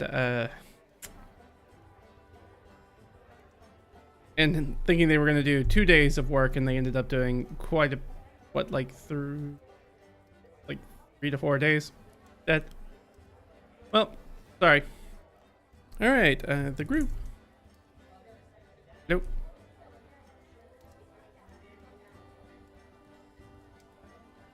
The group makes landfall and arrives at White Birch Inn. We've done it. We've gotten to the place. We have finally done it. We've gotten to White Birch Inn. All right. We can get in there and do it. So let's read the description of White Birch Inn. White Birch Inn isn't just a place that sits off by itself. I believe that it has a full little area with it. Let's go back over to it'll be easier if I just search for it. White Birch Inn. Sweetbricker Stabenas.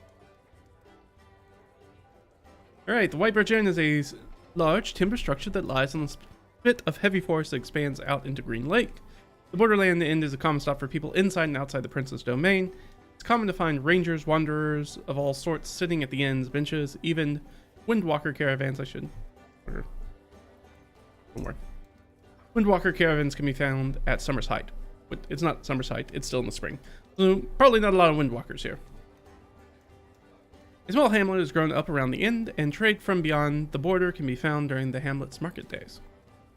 Other days, one would need to inquire with the inn's patrons for what goods and services they might provide. Since this is our first time visiting here, I think a good thing we should do is let's do a roll.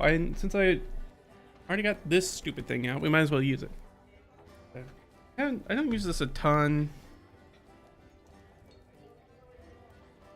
but I definitely was using it yesterday, or when I was prepping for my game yesterday that was running.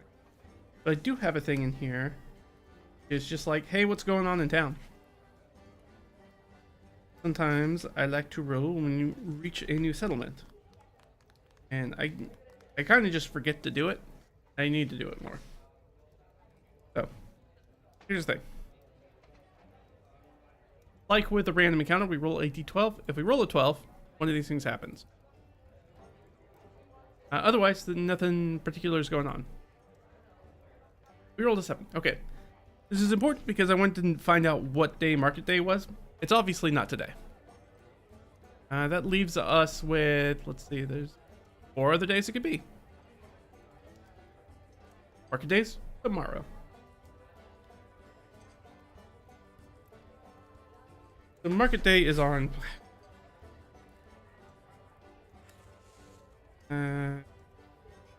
Thursday? No, that's not right. So market day is on the 2nd day of the week. Oh, that's right. It is Fires Day.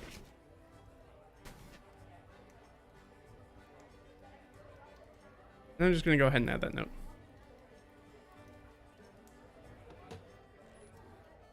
I'm just going to put in here that it's Fires Day.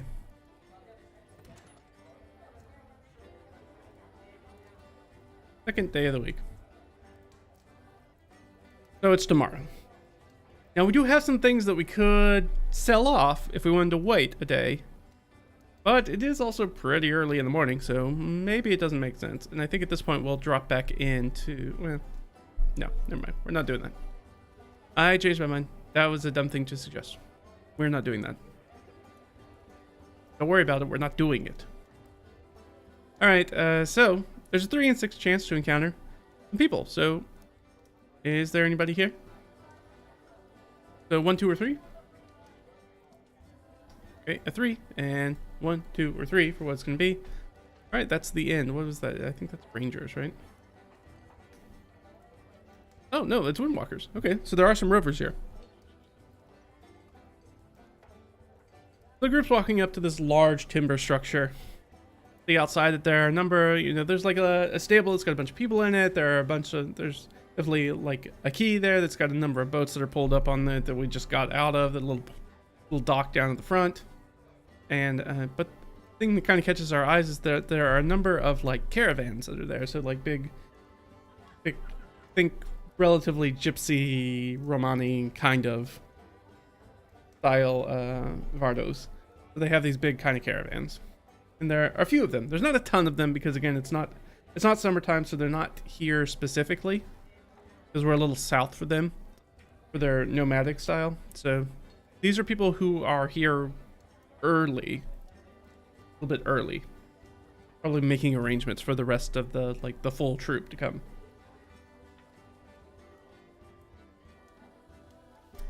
Okay.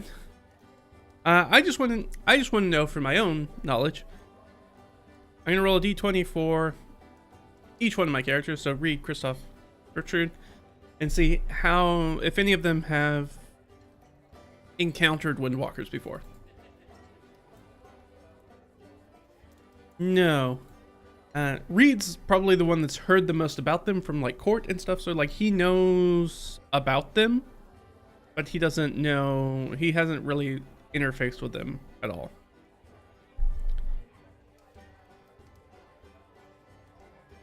Mutiny for workers' rights. Yeah, we're not working on our day of rest. We're not working on the Sabbath. 8 days at work, or 8 hours at work, 8 hours for sleep, 8 hours to do what we want. Now Reed's a land mouse again. Yeah. He has mouse vibes. Yeah, I think he's just a little guy. Reed's just a little guy. Yeah, he does have, he does feel like a sort of character that might be good if I wanted to translate him to like mouse guard that he would fit in.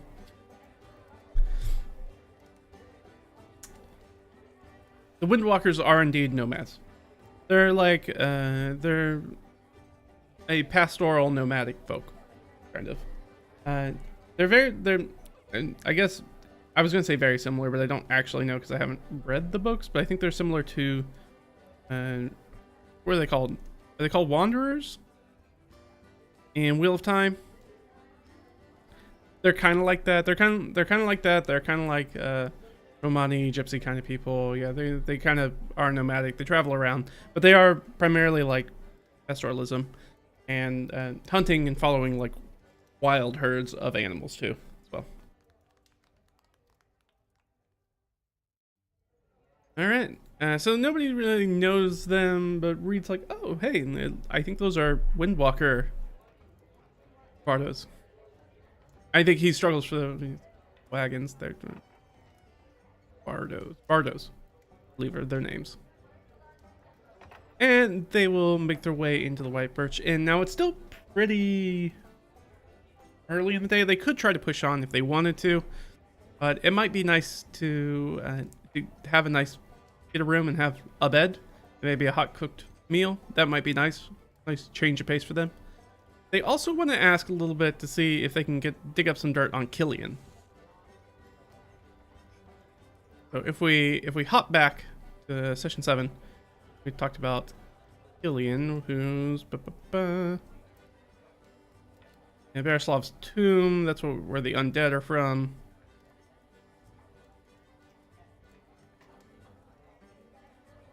And there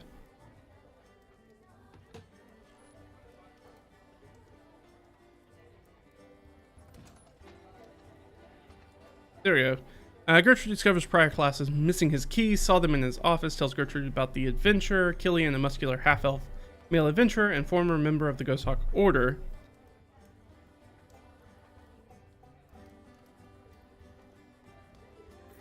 Who we know was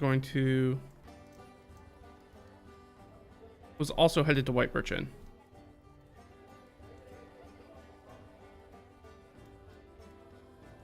Okay. So we can ask around for him, but it's been a few days now. We might not find them.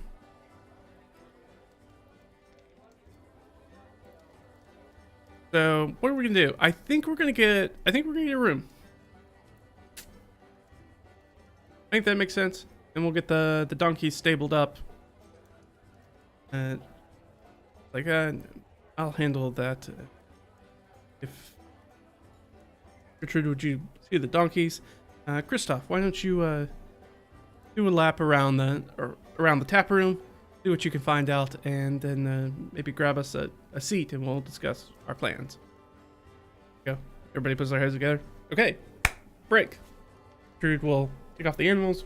We'll roll to see if anything interesting happens with the other two, but we're really kind of focused on Reed, who's just going to try to do a little, I'll let him do a persuasion. He's going to do a little charisma check. See if he can haggle a little bit for the room rates. Let's set a DC for him. That's a pretty low DC. That's good. So that's a DC of 8. Which he already starts off with a +5.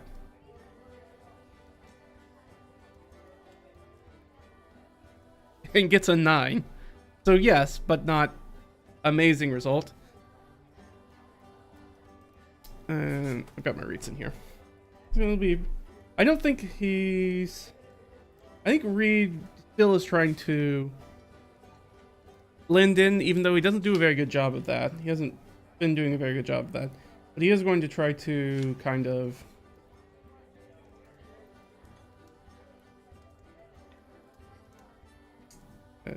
he's going to try to keep as low profile as he can.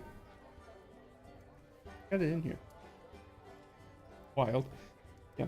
So I don't think he's going to get like a super fancy room. I think he's going for that more middling room. So that can be anywhere between 1 to 5 gold and then a little bit extra.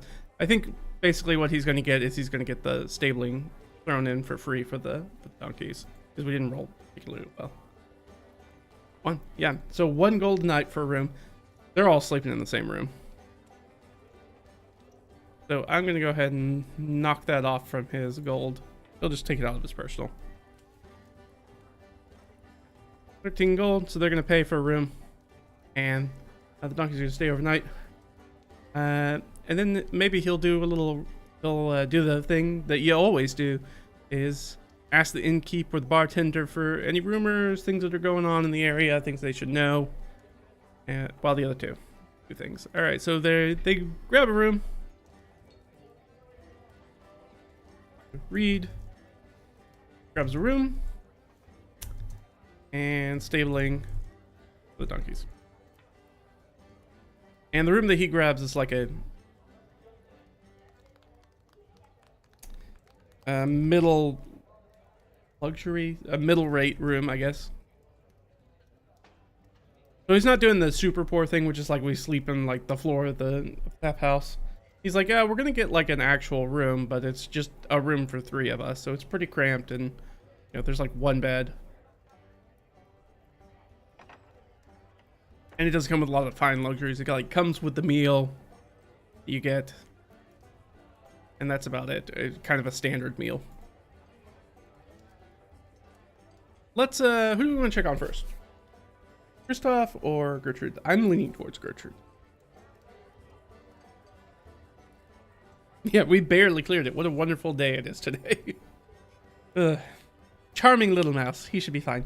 Yes, squeak squeak. He's just a little guy. Just a little guy. Yeah, let's do Gertrude. I just want to say, like, does anything interesting happen? Should I roll a d12 for that? Maybe I should roll a d12. Because it wouldn't be like a combat encounter, but I'm fine with that. Just to see if there's anything interesting that happens. We rolled a 12. So something interesting does happen. All right.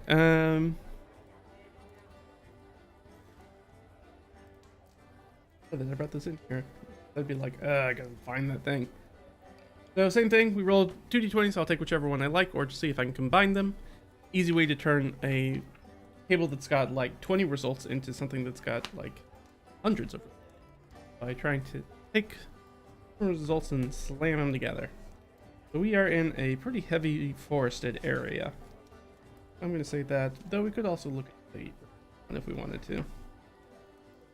I think we'll probably go with temperate and boreal forest. And we rolled natural 20, and that's always nice. Alright, so 8 and 20.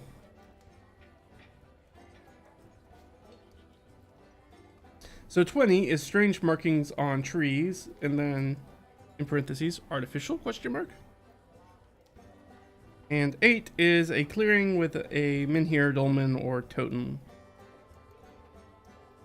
Yeah, I think that there's probably I think there's probably a totem here. I think it's probably closer to like a law stone. It's like a border marker to let you know that, hey, if we look at the map, the end of the first sentence, like right there, this is one of those. I think it's probably like a sign that's like, hey, by the way, you know, last opportunity for gas for the next 50 miles or something like that. Like, hey, you better stop here. So I think it's the first thing that tells you, like, hey, you truly are leaving the bounds of civilization here, of the princedom, and you're headed out. So I think that there is sort of a big marker stone. You can go with marker stone and marker tree. Let's split the difference and say it's like a big totem. So it's a big like a stele, but it's kind of, or an obelisk, but it's kind of made out of wood. I think Gertrudt is probably taken quite with that. So Gertrudt investigates a wooden stele. Marker for the boundary of the first one. And I think we'll come back and see if she finds anything interesting on that here in a minute. But let's circle back and see, does Cristoff come across anything interesting? His isn't going to be a random thing. He's gonna take a walk around, so he's gonna do a full-on perception check. I assume he probably does not have his Eyes of the Eagle on, because those would really make him stand out, and also they're really expensive. And so they're probably trying to downplay how much money they have, so they're not a target for thieves and things like that, because I assume that I think Cristoff for sure would be a well-trodden traveler enough to be like, you kind of want to play things pretty close. You kind of want to not stick out in the crowd. Draw a lot of attention for good or for bad. So I think he's probably got those tucked away and he's not wearing them. So he doesn't get the +5 or the advantage on it. So he's just kind of looking around. So he gets a +3 to this. With natural 1, he does not see anything. The problem is, I think it's a situation where we go natural 1, so it's no, and something not great happens. I mean, do we do just the full-on classic? Do we just do a full classic, like he spills somebody's drink because he's not paying attention to where he's walking, or somebody says that he spilled their drink? I don't know. Maybe. Is that what we're gonna do? Yep, that's what we're gonna do. All right. Yeah. Okay. This is how we find our new party member, Rouge. Nice little rogue for us. I don't know if we're gonna get another party member. I like parties with 3 members in it. Makes it nice. It's always like something's a little bit lacking. Middle class room for middle class. Low human. Not middle class, since we don't have one. We don't really have one. I mean, merchants, artisans are kind of a middle class. Kind of. I guess you would kind of consider somebody like... I guess you might consider somebody like Cristoff maybe middle class. Maybe. Alright. So, let's find out who's this person gonna be. I was not expecting to have to do this. It's we've got a thing. We'll just roll for our ancestry. Be easy enough. 36. Back to a river. Back to the reference document. Go down in here. 36. Oh, so another half elf. Cristoff is as well. I rolled a 6, so it's a half elf male. So he bumps into the half elf, and half elf's gonna turn around and have some words for him. I kind of want a little something extra to know what's kind of going on with this, so I'm gonna roll on the solo dark table just to see if I can get a little zhuzh it up a little bit. Got in here 73 and 86. All right, assist people. Oh, this is like, I think assisting people, like he bumped into like the waiter and probably knocked over, like, you know, they had their tray with like a whole bunch of drinks on it that they were walking with, and he bumps into that person, they knock all of them over. So this is in fact getting even worse. So it's not like the half elf is upset. I mean, the half elf's upset, but it's like a table of people are gonna stand up instead. I think. And I think there is a moment where we need to figure out what Cristoff's gonna do. For this, he definitely doesn't want to fight. I'm thinking this is probably like a 4-on-1 situation. So he's like, he probably doesn't want to fight these people. Also, was trying not to draw attention to himself. But also, he doesn't really have any money. Like, his lord has money.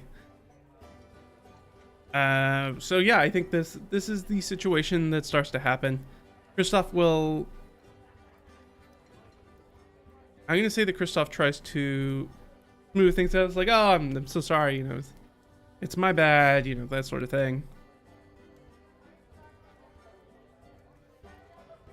14 plus is 1, so that's a 15. That's not bad.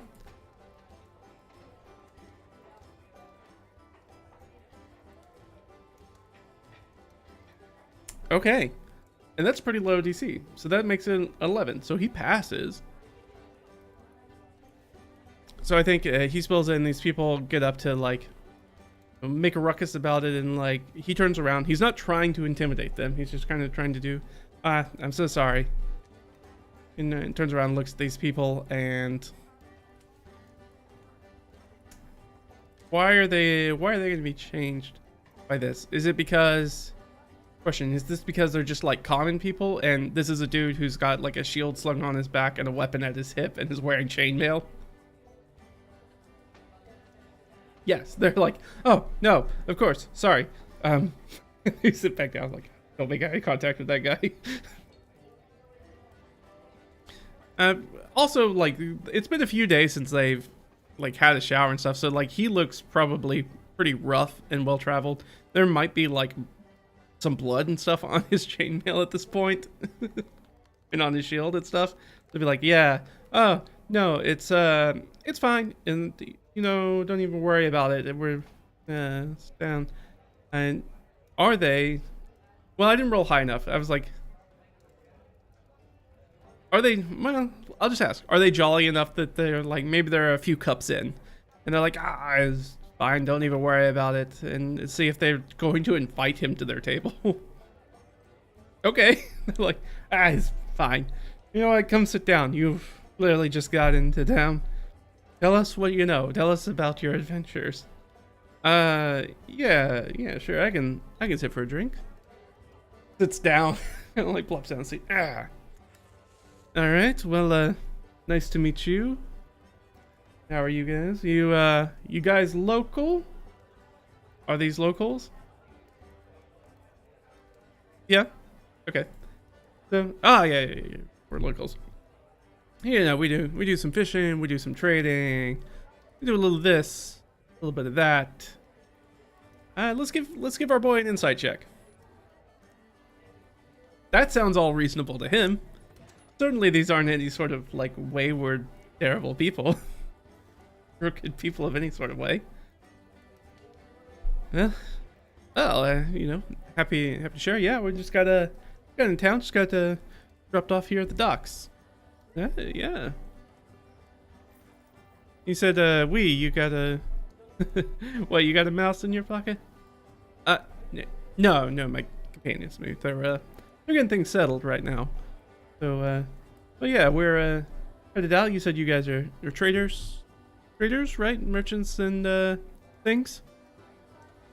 And they're like, yeah, we're traders and whatnot.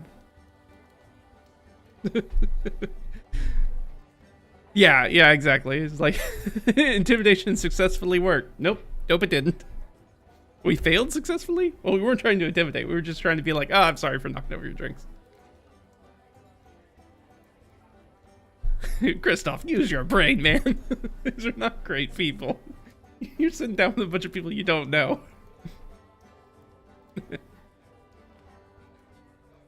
And I think at this point we're gonna jump back.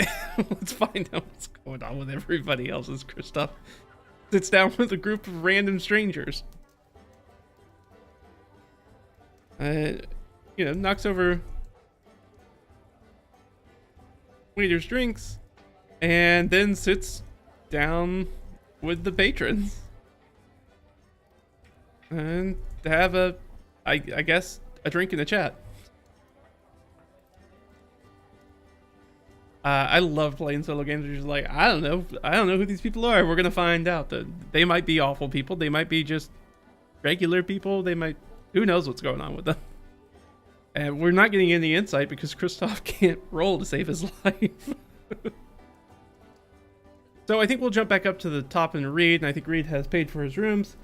He has probably acquired the key to the room and dropped it into his pocket. Then picked up his stuff, slung it over his shoulder. Turned around, realizes that he is half as tall as everybody and can't see over anybody, then climbs up on a bar stool so he can like look over people and see if he can find out where his companions are. I don't think Cristoff's kind of made a ruckus. I don't think that he's going to be difficult to find. So he sees Cristoff sitting at a table with some people that making what appears to be relatively pleasant conversation. We'll give I'm going to give our boy Reed an insight check, but he's pretty far away, so I'm going to give him at disadvantage. So not very good. 6 plus 3 plus 2, so he has an 11.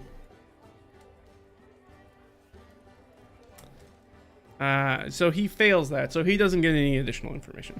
He's looking at him and be like, oh, I wonder if he knows those people. Interesting. And kind of hops down off and is going to kind of waddle his way over there. And kind of wanders up to the table. Cristoff, who are your friends here? He's like poking over the table. So who are your friends here? Yes. These are some, you know, just some locals I met. This is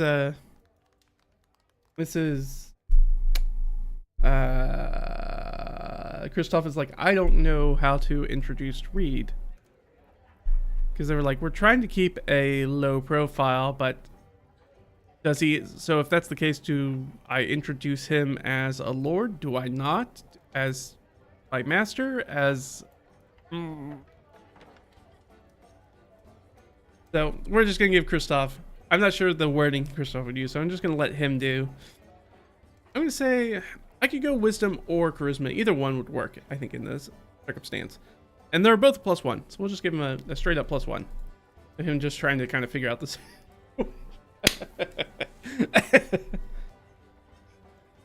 All right, is it... Now I'm trying to think, is it funnier if he introduces him as a lord, or is it funnier if he if he goes the full opposite way? I think it's the full opposite way. And introduces Reed as his manservant.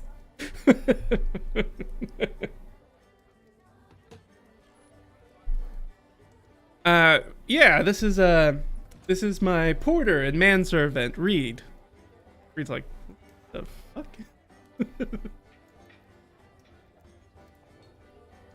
But Reed's pretty quick on the uptake, so I think he'll do it. He's gonna try to he's gonna keep the lie going.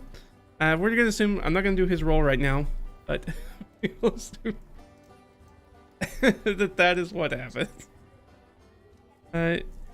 Introduces Reed as his porter and manservant.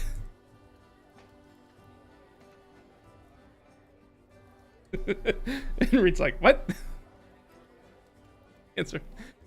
Somebody, I mean, he's wearing like explorer clothes and stuff like that, so he doesn't look like super finely dressed as he would in like his court attire, but it's still like, if somebody really spent some time and looked at like his soft hands and like his manicured nails and stuff, and the quality of like the cut of his like probably his footwear and stuff like that, they'd be like, that dude's no peasant. That guy's something else. So let's hop over. And so he's gonna rejoin. Rejoin. And Gertrud's over there at the stele, looking at the marker. So she's gonna take a look at it and look over at her, because I think she's got some languages. She has Druidic. I can't imagine that it's written in Druidic. So she's gonna take a look at some stuff, and yeah, I guess I'll just give her like an investigation check. I'm not sure what she's trying to get out of the stele at this point. Kind of taking a look at it, being like, what's kind of going on with this thing? She's just kind of investigating it. It's pretty good. 15, 16, 17. 17. Not that one. DC 11. So she gets some sort of information. I don't know what that information would be, or necessarily where it's coming from. 8771. Mend.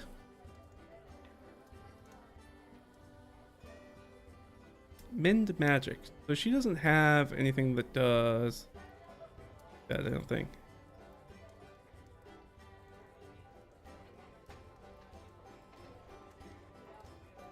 Yeah, no, okay, I got it. So she rolls up to this thing and she's kind of looking down. She kind of walks around it. She notices that it's pretty weathered. It's got quite a bit of distress on it. It's clearly old. It's wood, so it's in an area where it rains a lot. So I mean, it's not in the greatest condition that it could be. Now she doesn't have something like mend, which would be the super useful thing to use right here. So she doesn't have that. She's not truly. She's an expert sidekick. She's not a mage sidekick. She does have some spells, but that's because of the stat block she's built off of that has that, rather than something that she gets as she will level up as a sidekick.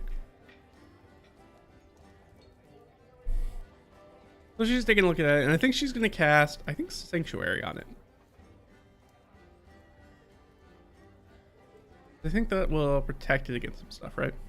You ward a creature within range until the spell ends. Any creature who targets the creature with attack or damaging spell must succeed a wisdom saving throw or choose a new target or lose the attacker.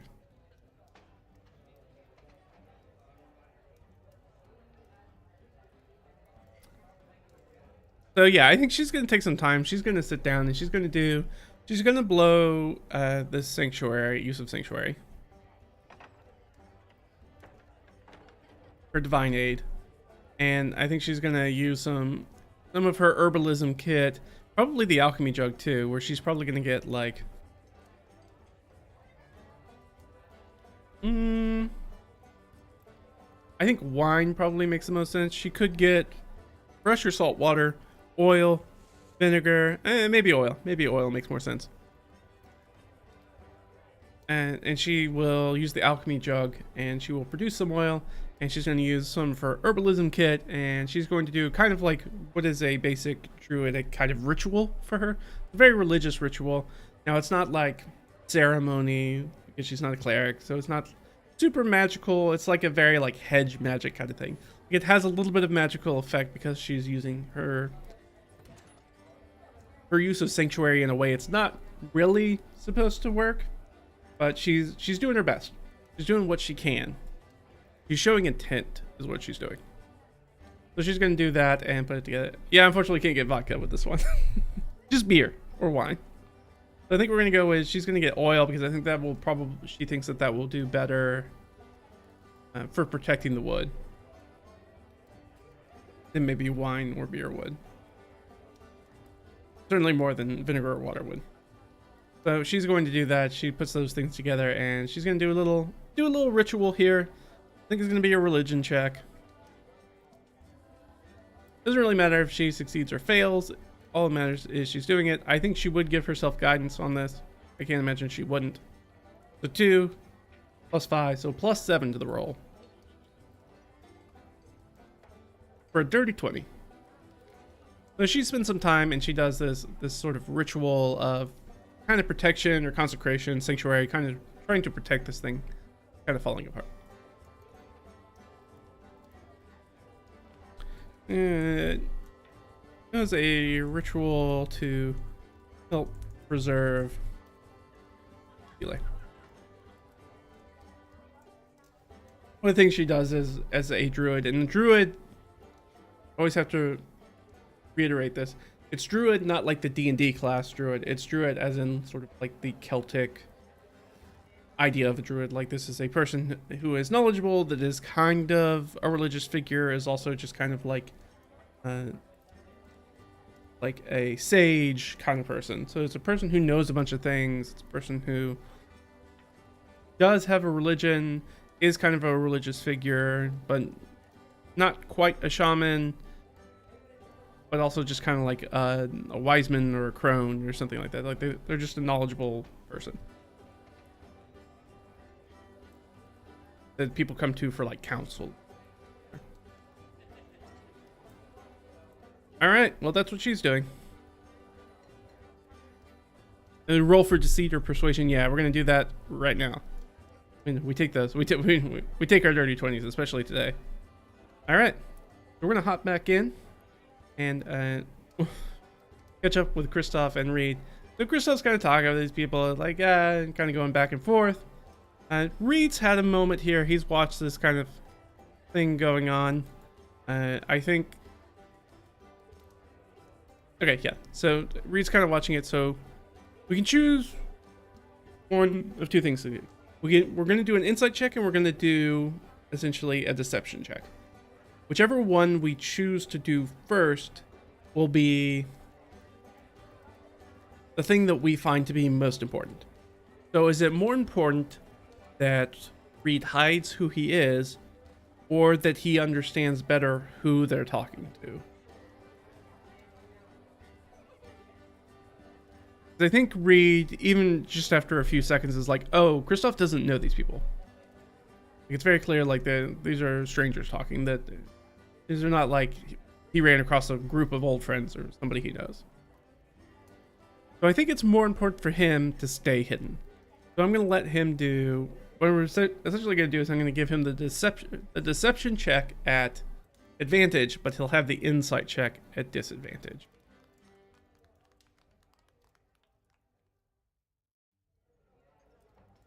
Not that it's going to help us, though. All right. Well, it's and we're not trading it in deception, so we get a +3 for it. So we get a 9 total. Yeesh. All right. Fortunately, we didn't roll a 1, or else we could re-roll it, but it hasn't come up yet. All right. Well, kind of re-rolls, or kind of rolls that. Let's roll for what that DC was going to be. It's probably above a 9. It sure is. It's a 16. So, like I said, there are a number of things that they can kind of read off of Reed. So I think there are people as they're talking around the table, and they've ordered a new round of drinks and they're having their drinks. And it looks like, I think the one was like, your manservant's dressed pretty well and about as equal as you, and seems like you treat your servants well. So we're gonna give Cristoff We'll let Reed do his insight check first at disadvantage. Okay, that's 10. Probably not going to pass either. Sure isn't. That's a 13. So Reed's just like trying to. yeah. Yep. Lowly servant over here. Don't look at me. So he's doing his best, which is very poor. Reed, up to this point, has been consistently bad at hiding his presence. It's something he's very new to. He's not good at it. And he asks Cristoff about it, and like, oh, yeah, and I mean, we're on a journey. He needed new clothes, so, you know, he had to outfit. You know, you got to outfit your people. And I know that from my former days as a soldier and a man at arms. It's like you can't march without good shoes, and you're just asking for a disaster and stuff like that. And everybody's like, yeah, sure. Right. Here, boy. Why don't you take our things up to the room, boy? Yeesh. Gonna have to pay for that later. And Reed takes his big bag. Yes. I'll see to it right away, sir. Thank you. Huffs off towards the room, carrying Cristoff's big bag of gear. We'll slip off that way and go that way. Cristoff, I think as soon as Reed leaves, they're going to try to goad, I think, Cristoff probably into some sort of gambling. I get the idea that maybe they're seeing this guy maybe not super well put together, and they're like, maybe we'll make some money off of this guy. You know, if you don't know who the sucker at the table is, at the card table is, it's probably you. So they're gonna make a little check for him. I'm gonna let him do another insight check. Oh, he's rolled decent this time. 17.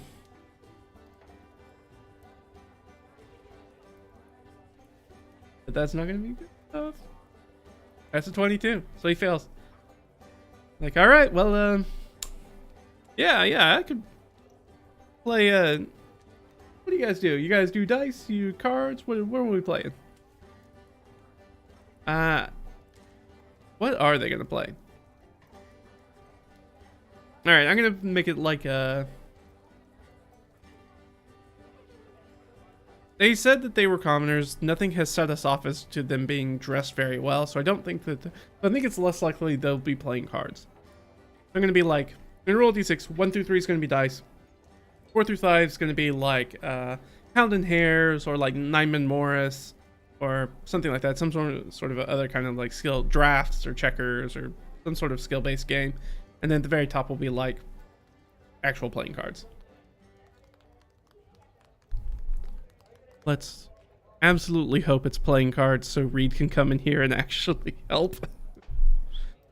Nope. All right. So they bust out like a Nyman Morris. Those of you who aren't familiar with it. Yeah. And that's what the game looks like. Looks like this. It's a little strategy kind of game.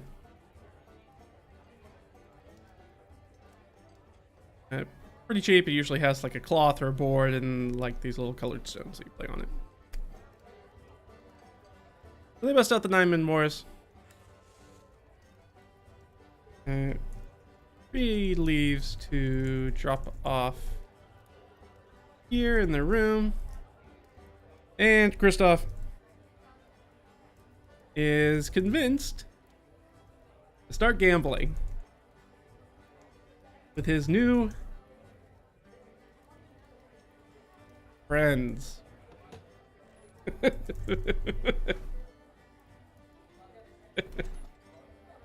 All All right, well, yeah, let's see how this is gonna go. That's good. I have no words to describe how disappointed I am in Cristoff right now. Yeah. It's been that kind of session, actually. Just not a lot of good rolls. There's a lot of bad rolls. But Cristoff's really kind of dropping the ball all over the place. Hey, he's not the guy for social interactions. We know that. He was left to his own devices and stumbled into something. So we'll hop back over to Reed. I just want to make sure. I can't imagine that anything's happening to Reed, but just in case. Reed goes and drops off the stuff. He'll come back in a minute. We'll hop over to Gertrude. Gertrude finishes off her ritual. Does anything else happen? I didn't know if somebody would, like, show up, like, wander up to her, ask her about anything. Otherwise, she was dropped off the donkeys and has grabbed her stuff, finished her little ritual, and she is heading back with their stuff back into the inn proper. She'll open the door. We'll give her a perception check with advantage. Perception's pretty easy to see.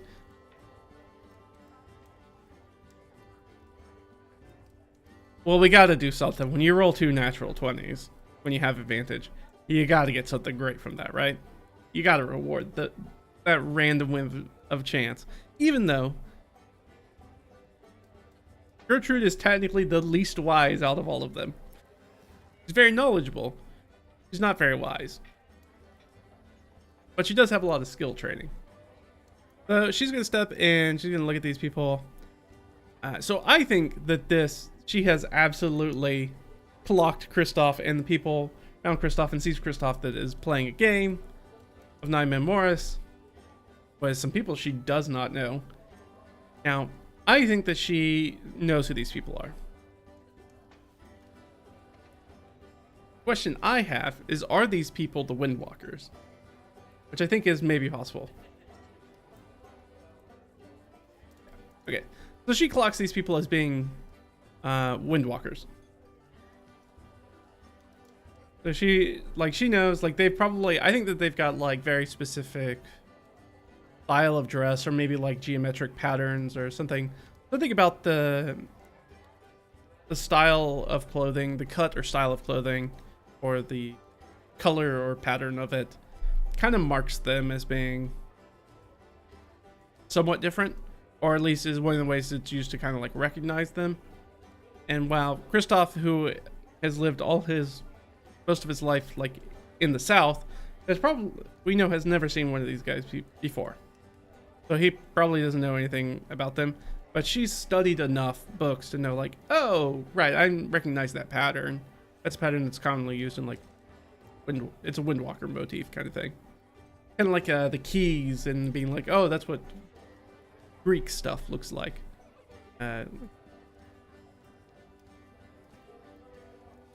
This pattern. Like, that's just shorthand for Greek. It's just a pattern. And anybody could wear it, and it could mean anything. But in this context, people are like, immediately what they assume it is. So she's gonna start wandering up to the table, carrying her stuff still, and the stuff from the donkey. So she's got like the saddlebags and stuff like that. Hello. Who are your friends? I didn't know you knew Windwalkers. He's like, what? We just met. This is my companion. This is Lordkeeper Gertrude. Gertrude, I sent our manservant up to the room to stow my bags. He should be back shortly.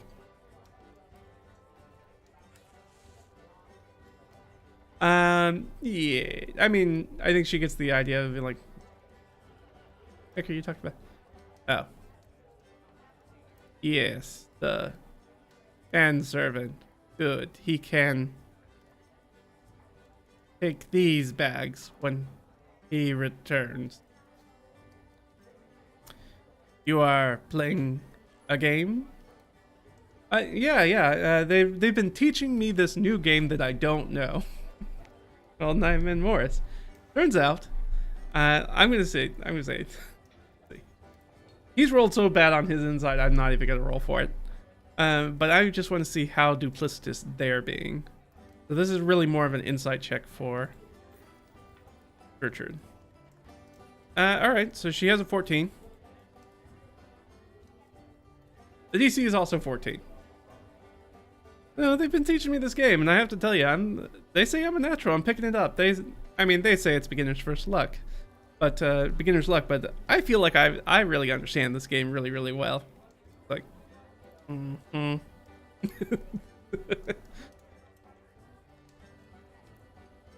So, but yeah, I mean, they're interested in maybe having a few more drinks. We don't really have any room. We can pull up another.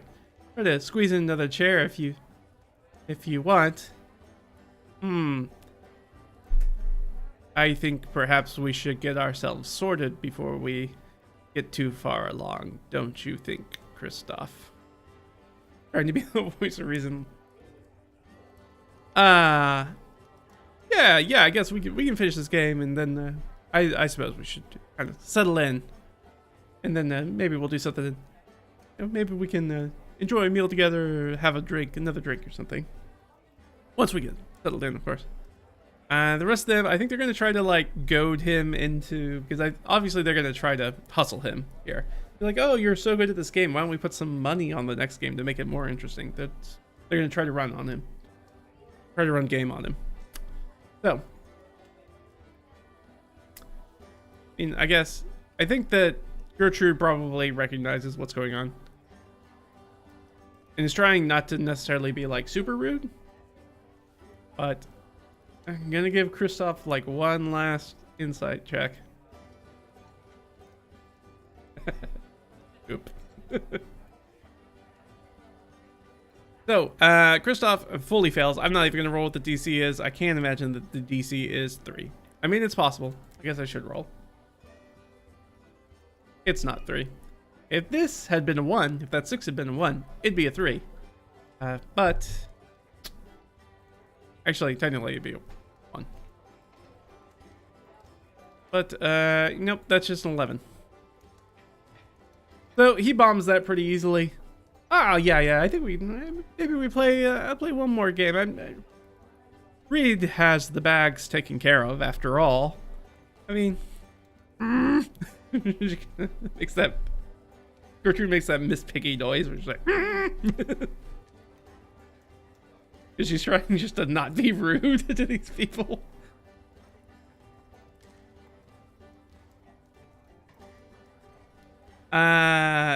Gertrude's gonna be like, oh, perhaps I could play a game and you can teach me how to play first. So she's gonna try to convince them of that. Oh, I mean, it's pretty easy. Why don't you just watch it? We'll explain it, and you can pick it up as we go. I don't think it'll be too difficult.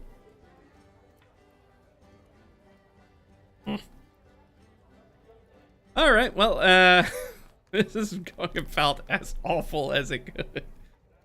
All right, well. Fine, Cristoff. And I just spiked him with divine intervention. Off, Cristoff. All right, well, they have not been able to stop this situation. I think that they definitely get into the idea of betting. Now, the question is how much are they going to bet? Now, typically when you run game, you want to do like a pretty low bet up front so that way you can lose and then go a double or nothing or something like that and get more money.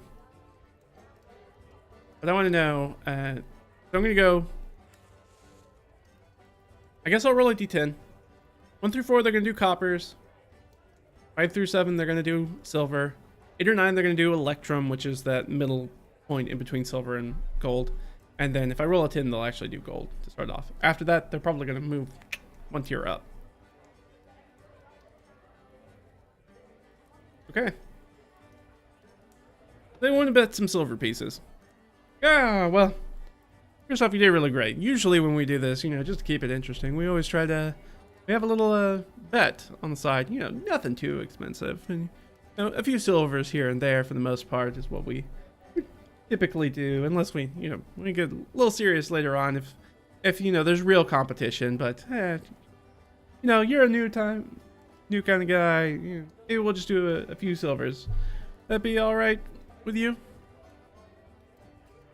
Cristoff, pats his money purse, which is noticeably empty, at least to him. He can feel it. He's like, yeah.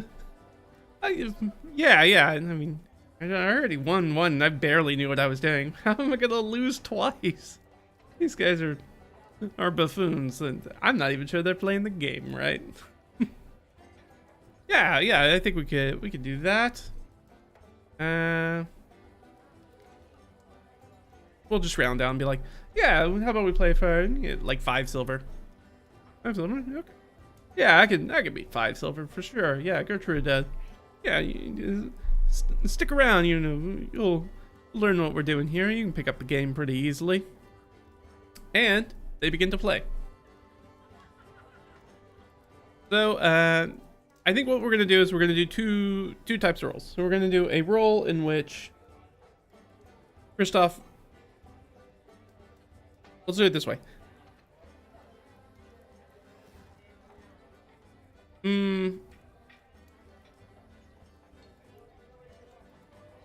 Yes. All right. Okay. I know how I want to do this mechanically in my mind. So Cristoff's going to play the first game. He has disadvantage on this. This is all just going to be, I think gaming for something like this is usually an intelligence kind of thing, because there's not, Nyman Morris, there's not a ton of bluffing to, like cards or anything like that.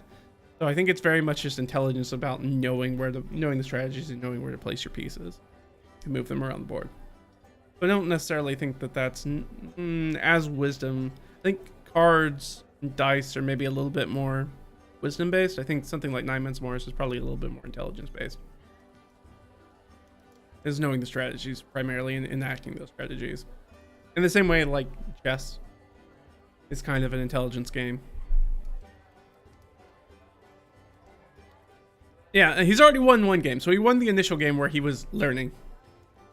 We'll see. But he still has...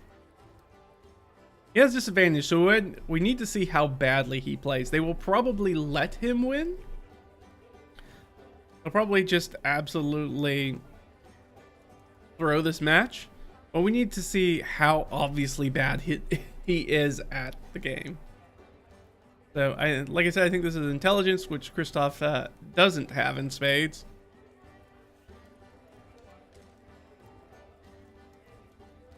So he gets a fat old 4. That's true. They are a little sloppy, but they are probably not as sloppy now that they're trying to get some money from somebody. But yeah, I think that they're gonna lose the game on purpose. Thing is, like, how obvious are they making it? And they're gonna need to roll really high on like a deception here. Which they do. They're gonna. Yeah, I think it makes sense they have disadvantage even if they're quite a bit drunk. But and I'm gonna give them the +2 for proficiency because they are trained in the game. So even though I don't know what their stats are, just kind of giving them commoner stats for right now, so probably a 0. But that's a 17 even with disadvantage. They're like, oh wow, what an amazing move, Cristoff. You're very good at this. Gertrudt, do you think you understand the game now? Yes, I think I am getting a handle on the situation. Perhaps I could help Cristoff, or maybe Cristoff and I play against each other. No. I want the opportunity to win my money back. I deserve that, I think. And so we're gonna try again. Well, I guess I could help Cristoff, I suppose. So she's going to use her I was gonna say she's gonna use a bonus action to do her help action, but I think giving him the ability to get rid of his disadvantage is I don't know if that's too powerful. I was thinking about maybe guidance, but I think if she uses magic, people are gonna get really upset with her. So I think she will just use her help action, but I'm gonna treat it as if it's guidance because I think she's also not trained in the game. So, but it's mechanically as if she's using guidance, given the help action in this context. So he's gonna make a play. Cristoff's like, I think I'm getting better at the game. 10. All right, so he's got a base 10. He's got a base 10. They're gonna play. They lose. Okay. So, they're like, all right, well, we're going to go double or nothing. So, he's a gold up on them. He's 10 silver up on them. I think this is probably about the time that, like, Reed's kind of wandering back down. Like, a little bit of sweat on his brow. Bags. Yeah, we get behind these doors. Have some words. Cristoff. The terrible cover story. Over there, he sees that sees everybody around the table, and they probably brought in a few like onlookers now. Like a few people are kind of like rubbernecking around, kind of like, okay. Excuse me. Trying to like push his way through a couple of people. Excuse me. I put the bags away. Is there anything else I can do for you, Cristoff? Oh, we're just playing a little game, a little bit of sport, a little bit of leisure. And oh, you guys think we should up the stakes? Are you sure? I mean, I feel bad about taking your money. We want the opportunity to win it back fair and square. Last game, we're putting everything down. You know, you know what? Let's raise the stakes, because you've had too much beginner's luck. You know what? This time, we're gonna play for 10 gold. How about that? Unless you're chicken. Yeah. Cristoff realizes there's a bunch of people around him, and he's like, I definitely don't have this money. I'm gonna give him a wisdom saving throw. He's still gonna get the disadvantage. I don't think that he's gonna pull this out. Well, maybe not. I mean, he's not drunk or anything, but he does necessarily want to make a show. So I'm gonna give him a wisdom saving throw. Oh, he rolled really well though. Finally. All right, so that's just a 17 on the die. Could still fail. Can you believe it? That's a DC 16. So he's got to pass it.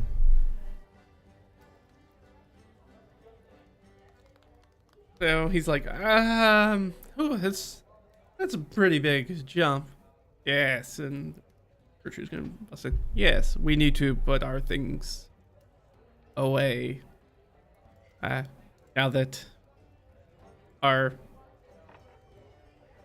manservant is back. Right. Yeah, no, I guess that makes sense. You know what? Hold on to that. You know, maybe we'll come back, play a little bit later. You know, I feel a little bit bad. I feel like you guys, be quite frank, I think you guys lost the edge a little bit, and I would feel bad if I was taking money from you with you guys in your cups. Why don't you guys have a meal, think about it, come back, maybe we'll play again later. Once your heads are a little bit more clear. You know, just to make things fair, just to make it, you know, fair. Are they going to let him get away with that? This is the part where I might turn into a little bit of a bar brawl or something like that. I'm gonna let his 17 kind of stand as kind of his check, I guess. I don't know. No, I guess you should make a totally separate persuasion check, which is a 12. They're gonna take that lying down.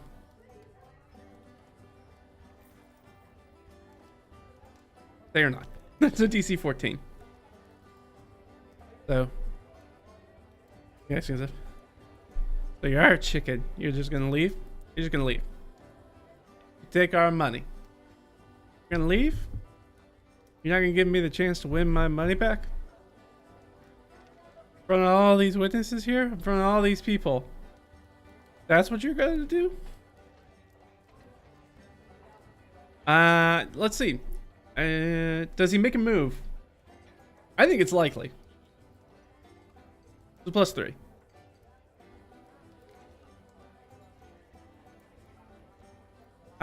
So this guy goes to make a move. He rolled very low, so the answer is no. He goes to make a move like he's gonna like reach over the table and like put hands on Cristoff, and then you know, a couple of his other buddies grab him. Yeah, they're kind of like, not now. I mean, other people. Relax. Just relax. It's gonna be fine. We'll get him later. Yeah, well, maybe we'll address this later then. Get your hands off of me. Right. So, yes. Let's retire to our rooms, get things situated, and you know, a good day to you gentlemen. And we'll pick this up later, maybe. You know, wishing you the best. You know what? Actually,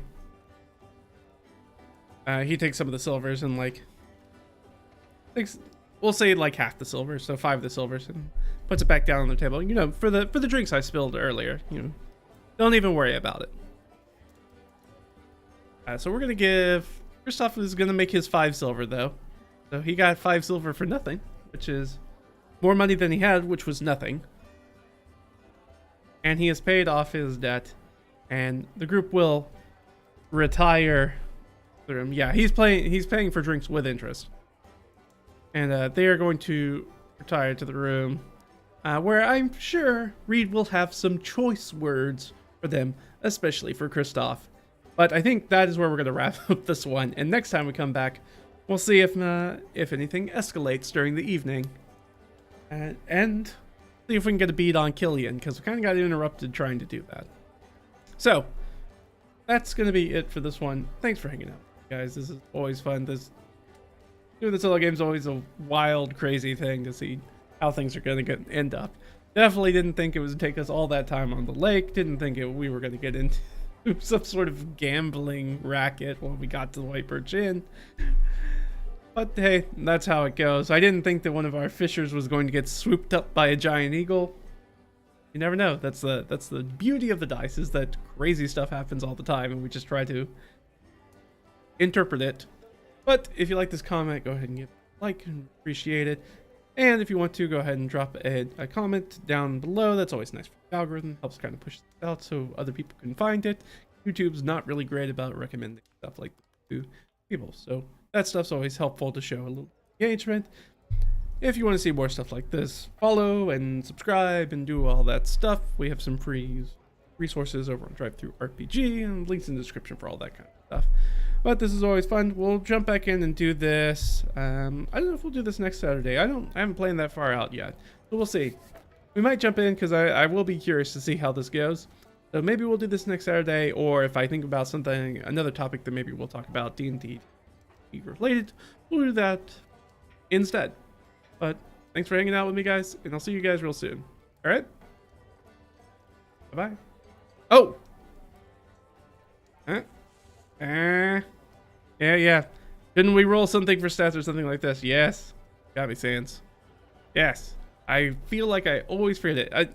I know the reason. The reason is because I put all that stuff down here, and I keep forgetting to do it. All right, let's hop back over. Let's do his stat real quick. All right, so we gave him 1 point to wisdom last time. He's gonna get another point to something. What are we gonna give him a point to? These are kind of the background points. So they're the last little bits we can get. So I think after we finish after our long rest, we'll head out into the wilderness. We'll find an area once we do that and set up camp, figure out where we want to make our home base at. Then he's going to get his level. So we're closing in, but it's still probably going to be like a session or two before we figure that out. Unless we just look at the dice, really hit something, like a nail on the head. But I do think that that's probably unlikely.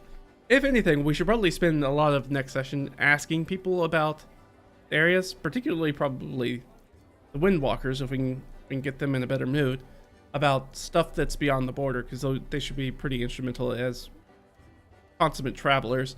Tell us kind of areas we might be looking out for up there, and sort of troubles we might be looking for. But let's look at this. All right, so we've got a few different things. We used some physical stats and stuff. This is kind of like the gamey aspect. I'm gonna go ahead and read. I think we could do con. I think that makes sense. I think dexterity, both of those things that we used in that, trying to get away from the jelly. So I think either one of those makes sense. In the long run, having a point of dexterity is probably better because dex saves come up more often than con saves. And kind of helps us with our AC as well, which is nice. So having an extra point in con would give us another hit point, but our hit points are going to change somewhere in the near future anyways as soon as we get that level.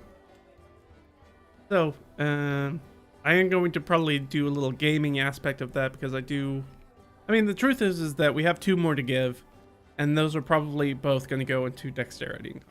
So it doesn't actually matter for right now. But given the troubles Reed has had, and he did really well on initiative in the one combat we had. So I think I'm going to drop that into his dexterity. I feel like that's him showing initiative and being able to move out of danger. He's learning from that potentially. So it's going to go up to +1. I'm going to have an 11 AC now.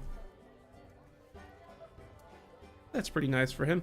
And nice thing is that if they rest here in the morning, they might be able to hit the market, and maybe he could. I mean, the problem is like if he gets any armor, he's not trained in any armor at this point, so it gives him disadvantage on a bunch of stuff. But we could maybe go to the market and see if there's anything there. We could also offload some of the stuff that we have that's like sellable, so that might be heavier. And I'll have to think about that. I have to think about whether that will be useful for us or not. If not, the market will at least maybe give us some information about the borderlands. All right, so we gave him the +1. We're going to give him that 1 point dexterity. All right, now for real. Thanks for hanging out, guys. See you guys real soon. All right, bye.